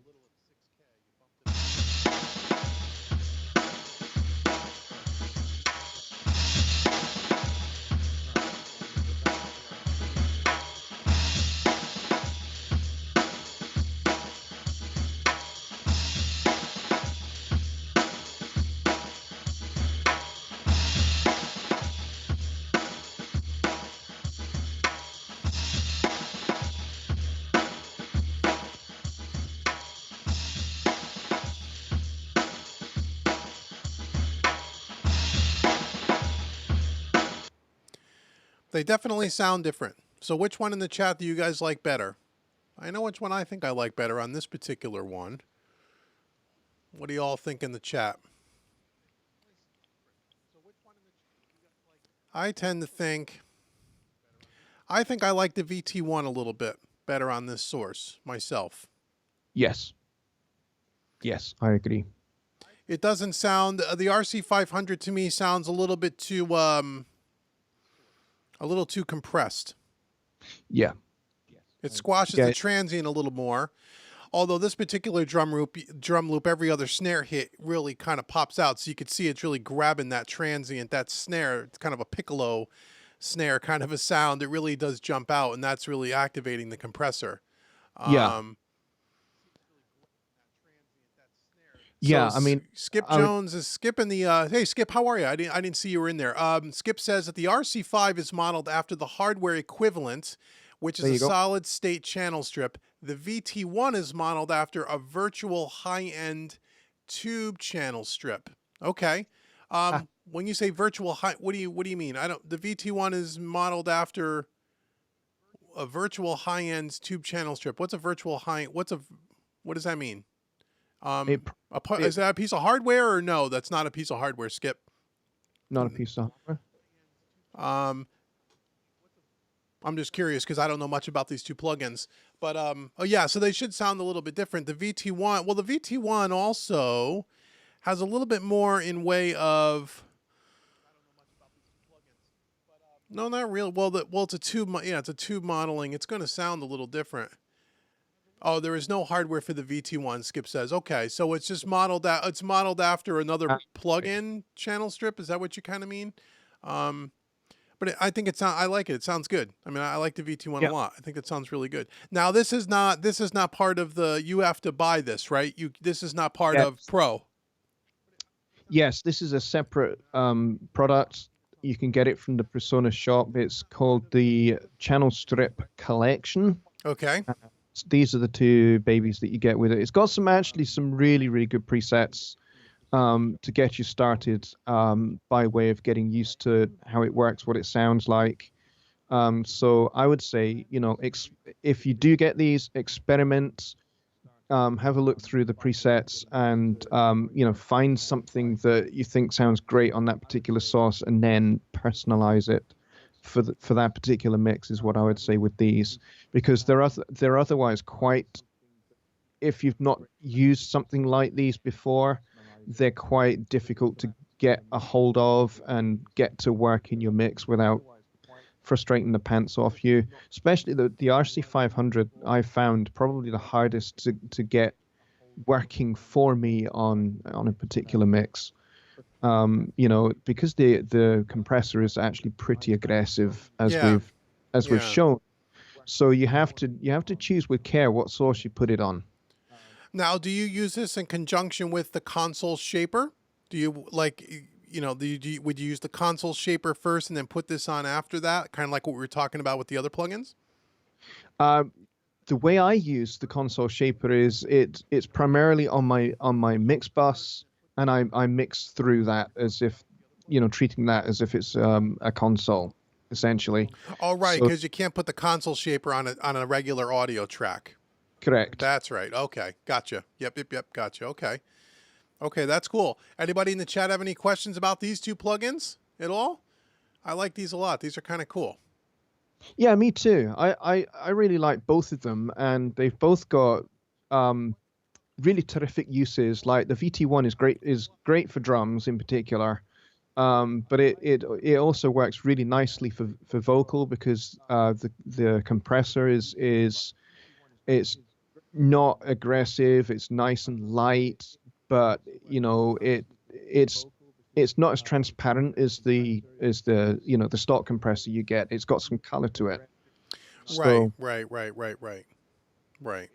Yeah, well that's the whole point of these state space plugins. It's supposed to have yeah, that analog color, and it's modeling hardware where the stock compressors and stuff are not. They're not intended to sound that way. and that impedance, that variable impedance thing over here, is great when you've got particularly a female vocal. You can actually push this round to sort of like E and F. I've done that before, and it just sounds really, really cool. Very Uh, cool. yeah, Very I cool. I don't know what it does under the hood, so to speak, but you turn it round until you like it. Well, there you go. You just turn the knobs until you find out what you like, and then that's really it. Yeah, Which is the way you would use hardware anyway. You just kind of grab knobs and start turning them, and you settle yeah, in on something that sounds good to you. exactly. Yeah. Well, very cool. That was cool. I like those plugins a lot. Any questions in the chat? Now's the time to ask them. If you anything else you want to show us on that, Johnny, or are you pretty Uh, much wrapping it up? yeah, I'm pretty much done with this, unless somebody wants me to go over anything specific. Yeah, if you want, Johnny to go over something, now's the time to ask him on these two particular plugins, the RC500 and the VT1, which are Studio One specific, right? Or are they? Yes, they are Studio One specific, even though they don't come with Studio One. You got to purchase them, but you couldn't purchase these and use them in another dog, could you? Good question. Or could you? Huh? Good. I bet Skip would have the answer to that. Skip or Johnny Guy will know that. Yeah. As far as I'm aware, they only work in Studio One. Okay. But I'm prepared to be corrected on that. Skip, do you know the answer to that question? Can these plugins be purchased and used in Cubase, for example, or is it just a Studio One thing? My guess it's just a Studio One thing. I believe so. But it could be. Who knows? We could be wrong about that. That would be pretty cool. Yeah. If anybody wants to, anyone wants to see anything else on these two plugins, let us know. Johnny says they are Studio One only. There we go. So there you go. And that's what I suspected. But yeah, you never know. We could be wrong. So yeah, that's really cool. So if everyone's all set with this, Johnny will. How much are they? I believe, Raymar, they're $80 US. Skip says $79.95 US dollars over at the Presonus shop. Yep. You just go over to presonus.com, go into your user account under I think it's my software, or actually there's a shop over there. I don't know. You go to the shop and you can buy all the add-ons and such. And it'll just seamless. Once you download it, it'll just seamlessly work with Studio One. You'll be ready to rock and roll. No problem at all. Absolutely. Yeah, but that's pretty affordable. You see, so these are the two plugins you get for the $79, right? It's just these two plugins. Yep. Yeah, that's correct. That's great. I mean, that's a super affordable way to get into start using some channel strips. Yes. Yeah, I highly recommend them. Very cool. Okay, no questions that I see so far in the chat. We still have 26 people here, which is great. We've been running a little over an hour and a half, which is excellent. Awesome. Do we have any other questions about anything, guys? Anything studio related, gear related, anything you guys want to talk about? Now's the time to ask. Once Johnny gets his screen off there, I'll put you back on camera 4. Stop sharing screen, right? That's what you got to do. And then we'll go to channel 4, and then there we go. And now we are back. Let me get rid of this little tile pad here. I can go to exit the full screen, and there we should be good to go. Yeah, we're both on the screen now, and everything should look good. Awesome. So, yeah, I think it's next week. No, next week. Next weekend is that plugin show? Is that next? That's right, I believe. Yeah. Yeah, so on July 8th, Saturday, July 8th, or July 7th, I forget which day it is. It's Saturday, though, 5 p.m. Eastern. We're going to do the second episode of that plugin show with me, Johnny Scotland, and Johnny Geib. We'll take a look at some more plugins. I don't know which ones I'm going to do. I don't know what plugin I'm going to look at, but we're gonna look at 3 more plugins and do some demonstrations, kind of like what we did here today, but maybe go in a little more depth. This is just kind of a quick overview, so make sure that you come in and check that out. That's going to be a lot of fun, and I'd love to do that show a little more. We're talking about doing that show a little bit more frequently than once a month, but we're trying to work out schedules, so we're working on it. If that's something you guys want to see, let us know. We have 26 people still hanging out and hanging in with us, which is really, really cool. What other questions? Anything you guys got? Anything, Johnny, you want to go over? Anything else you want to talk about? Any news on your end? Just to say, actually, there are no demo versions of those channel strips. So if you're just wanting to try them, that's not possible. Oh, you have to buy them. Well, you know what? They just saw a demo. They just saw you do one. So there's your demo right there. Yeah. Robert's saying, how about the Kramer tape, the Helios SSL, and the Pi? Very good question, Robert. So the Kramer tape, there is a YouTube video that I've done on Kramer tape. I just released the HLS channel strip by Waves just 2 days ago. There's a video review on it. The Pi compressor I've also done, and it hasn't been released yet. I think it's coming out. Today's Saturday. I think on Monday it's when it's scheduled to go live on YouTube. So I do a demo of the Pi compressor as well. So again, Waves was run. I don't know if they're still running. They might be. Go out to their website if you're into Waves plugins. I mean, all their plugins were like 75, 80% off. Yes. And they suckered me into buying about a half a dozen of their plugins, which was the Helios channel strip and the Pi compressor, which are excellent, by the way. Both of them are very, very good. They sound great, a lot different than anything else I have in my plugins, so that's why I picked them up. So those were a lot of fun. Let's see. Let's see. Is there a feature request? Skip says, there is a feature request on the Answers site to request demos of the Presonus plugins. Go there and vote it up. Oh, okay. So Skip's saying there is some kind of a way you can go request that Presonus makes some of these plugins demos available. So go over there and kind of support that, and maybe that's something Presonus will do. Let's see. Dale's asking, in general, what instruments are channel strips good for in your opinion? Vocals included? Question mark. They're good for everything. When I mix, I put channel strips on every single instrument. If it's a shaker, there's a channel strip on it. And you may say, well, why do you do that? Well, the short answer is because I'm trying to emulate what an analog studio would be. So if you went into a studio and there was an SSL, 48 channel, 48 input desk, and you were recording your band through that console, if you had a shaker, you'd be in front of a microphone that was being patched right into that console and going through that SSL. So I put it on everything. I think of a channel strip just like the VCC by Slate, where it goes across everything. In the tape machine. So my signal flow is tape machine is the first insert, VCC will be the second, and then my channel strip will be the third. And that's pretty standard. Now, the consoles might change, the channel strips might change, but those three plugins are 99% of the time are the first three plugins in my insert chain before I do anything else. So I've been curious about that, actually, David. What's that? I've always been curious about that, why you put the tape machine first in your signal chain rather than the console. Because from certainly my experience of it, that it would go through the console first before it hits the tape in an analog studio originally. Well, there's two tapes. So you're talking about the tape machine. Well, there's a 16-track, the multi-track tape machine. Yeah. So, there's a couple. You could do it anyway, either way. But I would always go from the live floor into the tape machine, out of the tape machine into the console. And the reason why I do it that way is because the tape machine will give a little bit of natural compression. It'll kind of, I don't want to say gain stages because that's not the right term, but that's how I think about it. It kind of gives everything that's coming into the console a little bit more uniformity before it hits the console desk. Yeah. And then from the console, it's going through the mixed bus compressor, whatever's on, say, an SSL, for example, and then it would go out to a 2-track tape.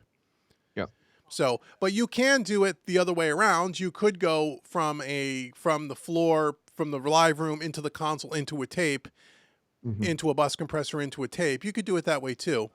Yeah. It's just the way the way it just works for me, the signal flow. And I don't really hear a difference one way or the other. So that's just the way I do it. Yeah. No, it's just that I guess for me, the way I envisaged doing it would have been, that way round, have the signal going from input to console to tape to master tape, I guess. Yeah, you could do it that way as well. And that's what's great about the plugins. You could just drag them around and slide them around and try it, Let's see. Raymar asks, are you guys familiar with the Shattered Glass? Is that what it says? Shattered Glass Audio's Code Red channel strip. It's a free plugin. No, I don't know anything about it, Raymar, but if you email me the link, Facebook me the link somehow, I will definitely check it out, especially if it's free. We would definitely demo that and play around with it. Yeah, we could get that into the plugin show. Yeah, we could probably get into the plugin show. If you can send me over the link so I can download a Mac version of it, I will definitely take a look at it. That'd be a lot of fun. Let's see. Robert says, I'll look into them. My wife got me those for my birthday. Oh, cool. So you got some plugins for your birthday? Hey, that's cool. Wife. Now that's she's a keeper. If your wife is buying you plugins for your birthday, she's a keeper, right? Don't let her go. Not too many wives are doing that. Anybody that's Facebook friends with my wife, please recommend that she does the same for my birthday. Yeah. Can you have your wife talk to our wives about buying plugins for our birthday? That would be a good idea. And talk to Johnny Gibe's wife too. She needs to buy him plugins for his birthday.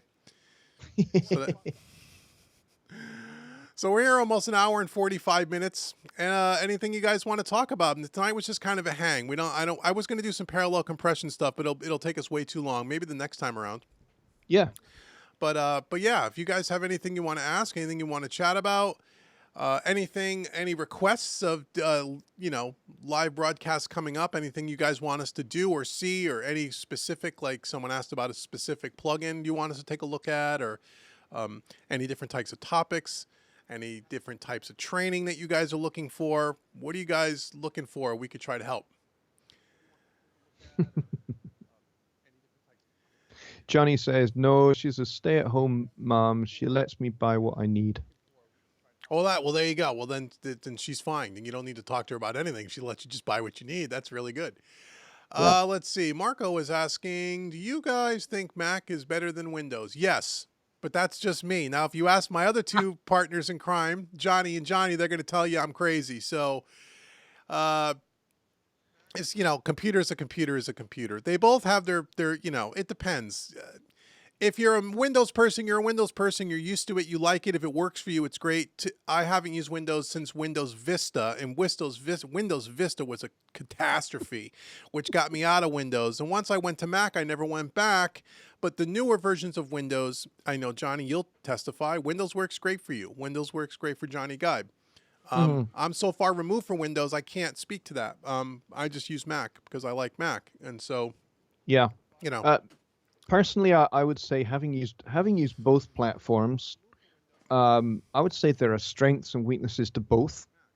Windows definitely has its issues, and certainly Windows 10, from what I have seen and what I have heard, has its issues. And the last couple of OS X updates, like Sierra, for example, and El Capitan, again, I have heard and I have seen that there are certain issues with reliability there as well. So I think both they're computers, they're tools to do the job. right. That's fine. And sometimes what I'm finding too is it's not even just the OS. If you have other software on your computer from other, manufacturers, sometimes those can cause problems with your OS. And it's not even your OS isn't the problem; it's some other application. So. It's. I don't think. Again, I think it's kind of. I don't think one is really better than another. It's what you're comfortable with, what you like. The only thing I like about if you're a Mac person, and what I like about Mac, if you happen to be a Mac person, is you have the whole ecosystem around Macintosh. So if you have an iPhone, an iWatch, an iPad, everything kind of syncs up and there's a whole ecosystem together. Now I know you can do that with Windows with separate applications. You can do a lot of that syncing and stuff too, but the Mac has a more tightly controlled ecosystem, I guess you can say. So if you're into that product line, that might make more sense for you. What's that? Or tightly controlled prison. Yes, it's a different thing. But if you're not into that, then the Mac may not make sense. I'll tell you, the Macs are more money. I mean, they're more expensive. I mean, I can tell you that. And so I don't know, but at the end of the day, if I had to do it over, I would probably buy a high-end PC because they're a lot less expensive. And I think today you can get the same performance. But once you're invested in a Mac, especially like a Mac Pro like I am, and you've spent all that money, you're in it for 10 years. And that's okay, but it is what it is, So, yes. I'm Johnny Geib has both in his studio, and he could probably, do a little bit more of a non-biased comparison because he uses both, where Johnny uses one and I use the other. But yeah, I think it's like anything. It depends on your budget. It depends on what you're going to use it for, and what you're used to, what you're most comfortable with. And that's where I would start. But either one, you can get a computer that does the job for you. No question. Let's see what other questions we have here. Thanks, Johnny. I know that both, Marco says, thanks, Johnny. I know that both work, but I noticed most studios work with Mac and I started wondering if there's some big differences. Most commercial studios do work with Mac. Now, today that might be when you were talking about the commercial studio Hmm. 5, 6, 7, 8 years ago, you're right. Everybody was on Mac, and there was a reason for that because Windows was unstable and it sucked back then. And Yep. that's why studios would get away from Windows. But that's changed a lot in the last handful of years. So that's why you got to talk to experts like Johnny Geib who used the new, and Johnny Lipsham here, but who used the newer versions of Windows 7, Windows 8, Windows 10. Back then, there was none of that. It was Windows XP, it was Windows Vista, and you weren't going to run a successful studio on Windows Vista. That I can tell you. But Nope. Right. it's changed.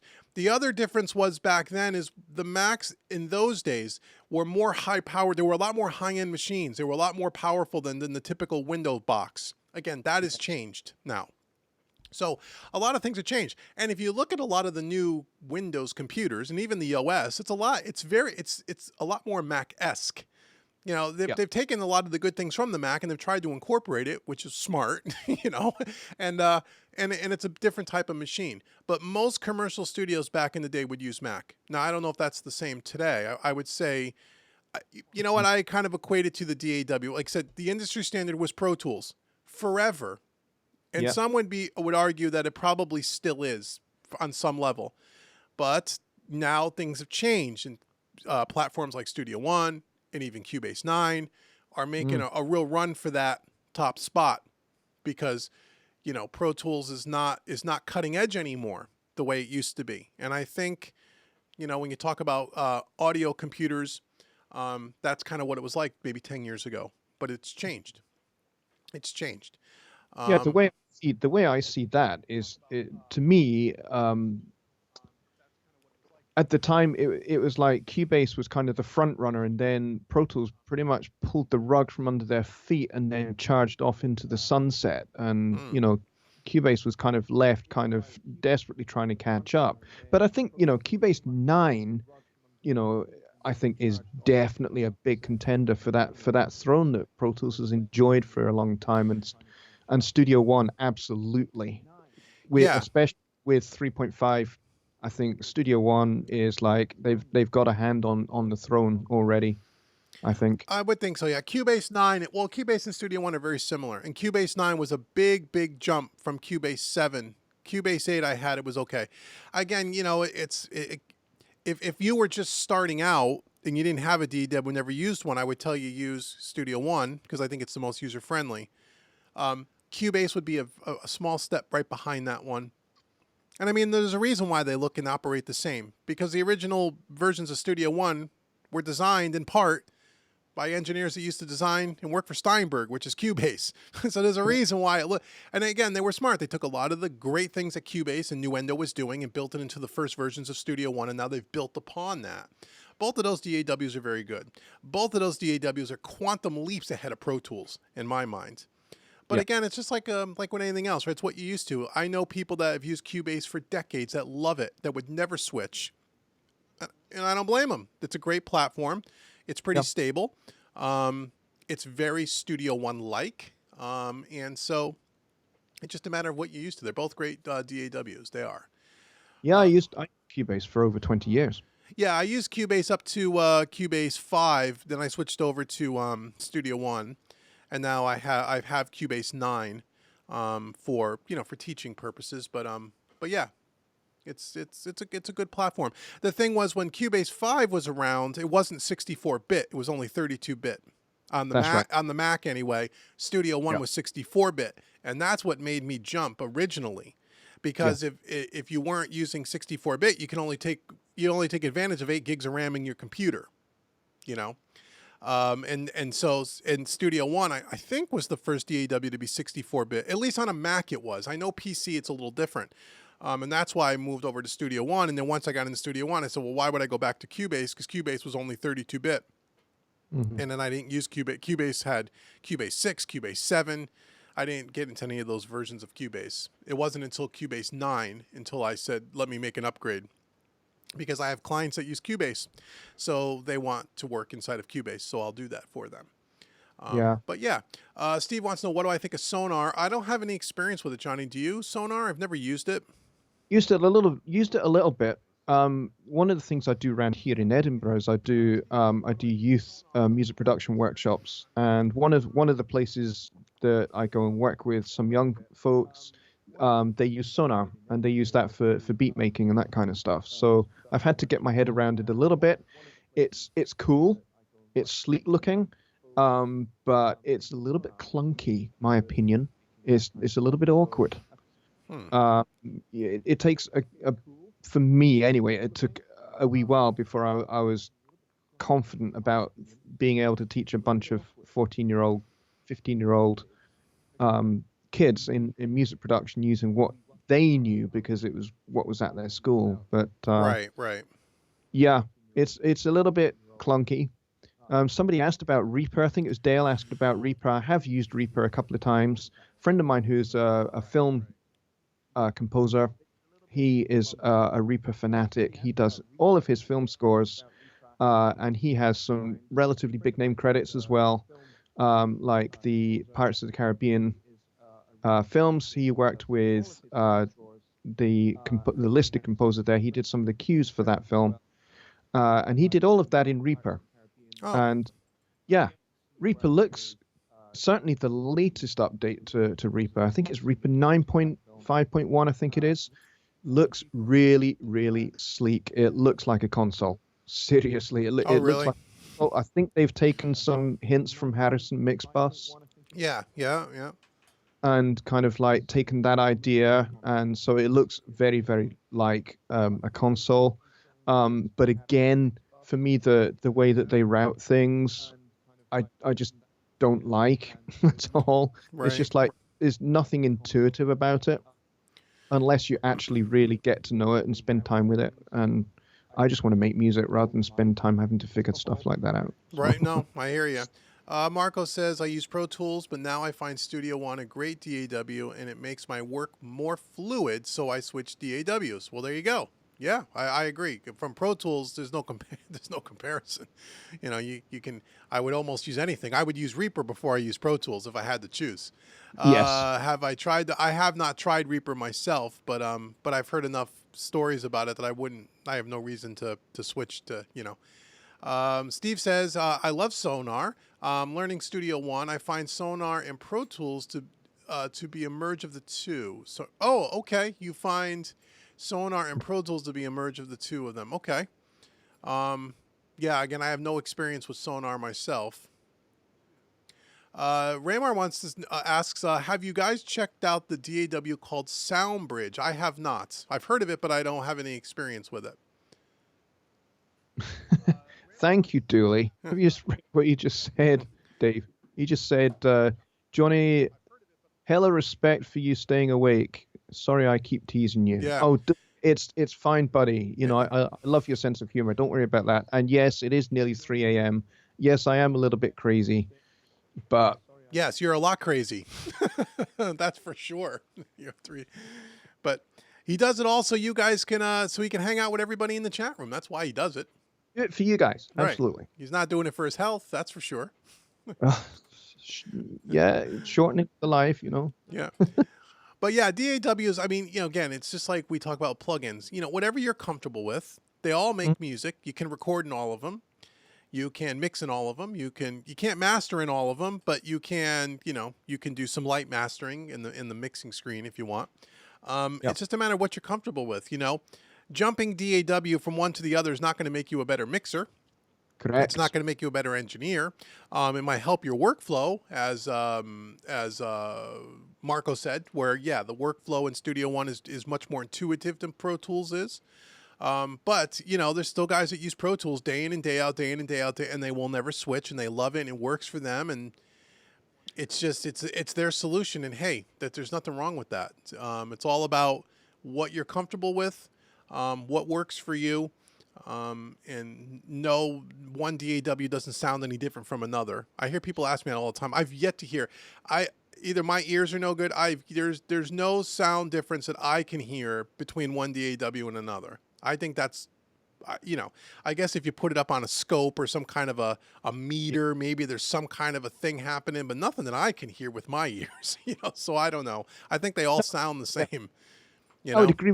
I mean, I think from DAW to DAW, I think there's obviously a different algorithm that takes place under the hood, a different audio engine. But I think, you're getting into extreme mathematics at that point, and I'm not sure that's necessarily a helpful distraction at all. I think really, I think there to the human ear, I don't think there's any real discernible difference between Sonata, Pro Tools, Studio One, Cubase. I think they're all, they all do the same thing, Yeah, and right. fundamentally, concentrate on that. Yeah, your studio's only as good as your weakest link, and your DAW or the sound of your DAW is not the weakest link, right? So if something doesn't sound right to you, it's not your DAW. There's something else going on, more than Yeah. likely, right? Your room or your monitors or your, acoustic treatment or lack thereof. Um, it's not the DAW. But you know, but most people that watch us, that follow us, are Studio One users, and that's cool. And before you were a Studio One user, you probably came from another DAW of some kind, because Studio One hasn't been around all that long. Yeah, true. Robert says he's been using Studio One for 3 years. Yeah, that's about how long I've been using it. Maybe a little longer than that. Yeah, 3 years for me too. And Johnny Geib, he's the grandfather of Studio One. Not that he's Oh, old, but he's been using it longer than probably all of us. I think way back in the Studio 1.0 days, or 1.1, or whatever was going on. Skip wants to know, don't even go there on Gear Sluts. You don't have much time to read it all. What is, oh, he must be answering another question. Oh, you mean Gear Sluts, the message, the website. Yeah, I don't spend any time on there, really. I avoid it. Yeah. You got to be careful on those forums and stuff, because, you ask a question, you're going to get 400 different opinions on something. And most of what people post on there, they don't know what they're talking about to begin with. Exactly. About 398 of them are Right. about as useful as a chocolate tea bag. Right. Yeah, they don't really know what they're talking about. That's a 3 a.m. metaphor for you. Yeah, no, you're right. You're right. So be careful. Don't believe everything you read on the internet. If you want to know the real deal, or you want an honest answer about a question, come here. We may not know the answer, but we're going to tell you. We're not just going to make stuff up. I only tell you stuff that if I answer something about gear or what, it's because I have firsthand knowledge of it, not because I read it off of some forum somewhere. And a lot of times people ask me questions and I just don't know the answers because I have no experience with whatever they're asking me about. But at least you'll get an honest answer. Steve says he just purchased a Studio Live 332. Is the reason why you're learning Studio One. Are you planning on doing more YouTube videos on it? Yes, Steve, once it's able to control Studio One. If anyone at Presonus is watching this, as I'm slamming the stuff on the table, someone better get on the bat phone and call them up. Well, once it actually works with Studio One, there are going to be lots of videos. Until then, it almost seems senseless to do. I did some videos early on how to do a workaround, how to bring the audio out of Studio One to the mixer so you can mix and print it back in. I've done all of those, but until it actually works with Studio One, there's not a lot I can do except look at the DAW button on the thing that doesn't work. So I'm hoping that it happens sooner than later. And then the answer is yes. I'd love to do a whole series on the Studio Live 32 with Studio One if we can get it to work with Studio One. That's just an honest answer. Let's see. Yes, Steve says yes. Light up that DAW button. Yes. Tell all the Presonus people, I know they're working on it. I kid them. I know they're working on it. I know they know it's a popular request.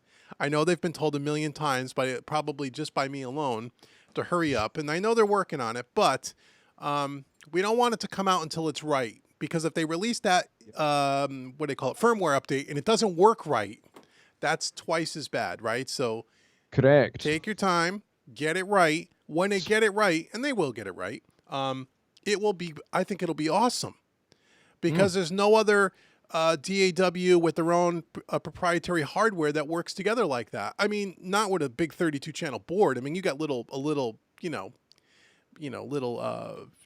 3 and 4 channel fader things, but not a full console. So it's going to be really cool. It's just a matter of when it's ready, and I'm hoping this year it'll be ready. And I tell you what, when it does come, and it will. It's like waiting for a storm. It's gonna blow the whole kind of DAW control market Right. wide open. Yeah, because it's supposedly it's gonna be designed to work with other DAWs, not just Studio One. I mean, Yep. maybe not at first, but I know that's the intent, Yep. and I think they're gonna sell a hell of a lot of mixers because of Oh, that. yeah. Um, and I know a lot of people bought these mixers for that purpose. I mean, it really was intended to be a lot. I mean, they call it Studio Live, but I mean, it was really meant more for a live mixer. Was really where I guess they probably thought most of the consumers would use it in. I think they were probably a little surprised when they found that a lot of people want to use it as their main centerpiece in their studio, Mm. which is great. I mean, it gives them a whole nother market, which is awesome. Johnny says the CS18 is very close and gives you the feel of what the Studio Live will have. Yes, it does, but it only has 18 faders or 16 faders. If if it had 32 faders, I would agree with you, Johnny. And I'll just keep in mind, and Johnny knows this, but for people that may not know, the CS18 does not have any inputs. It's not an interface. Correct. Okay, so be aware of that. Studio Live Series 3 is an interface, inputs, right? Live board, and it'll be a CS18 on steroids. The CS18 is just unless I guess you can buy like a special box, right, to make the Yeah. CS18, and then you could buy one of some other thing, right? Yeah, one of those RM Yeah. devices. Yeah, the RMX. Yeah, you can make it an input device, but it's not out of the box. So, but yes, it is the closest thing, but it doesn't have as many faders as I would like. That's the problem. That's why I didn't buy it. Now, can you take two of those CS18s and daisy chain them together? That's a question, Johnny. Can you do that? Not that I'm going to sell this at this point, but just for the good folks over in the chat room, if you wanted to put two CS18s together and make one large console, could you do it? I don't know the answer to that. Yes, Johnny says you can do that. Okay, well, there you go. I don't know what a CS18 costs these days, but if you bought two of them and daisy chained them together. But I don't think the CS series, I think that if the Series 3 mixers, I think from a what's under the hood of these mixers is far beyond what the CS mixer series is from what I've read. I mean, so, you know, the Series 3 will control Studio One sooner or later, and I think you'd be much better served with that as opposed to a CS mixer, in my mind. But what do I know? That's just my opinion. I think, Studio One 3.5 took a small baby step forward to seeing the DAW control come to the Studio Live consoles with, I believe that Studio One 3.5, now you have the ability to control the preamps, I think, from Studio One in the Studio Live. Yeah, I believe that's correct. Yes. Yeah. There are a couple of things. I think they're getting closer. Yeah, a little baby step there. Right. Yeah. Yeah, I'm sure I'm sure if it was my guess is it's probably a lot closer to being finished than we think. It's probably being tested to death, which is the smart thing to do. Which was the reason why the Studio Live Series 3 mixers were delayed. Those came out a little bit later because I know that they did extra. They really wanted to make sure these things were right from a that it works. Because I know in the past some stuff they come out a little too early and then they have a lot of buggy problems with them and then people get upset. Well, understandably so. So I think their thought was with the Series 3 mixers, with this whole new firmware update to control Studio One, we want to make sure it's right as best we can, make sure all the bugs have been worked out, and when it does, it'll come out. And I think you're right. 3.5 was they probably laid some foundation in there to make that happen. I'm sure that was it, but we don't know yet. We'll see. Hopefully by the end of the year. That's what I'm hoping, but who knows?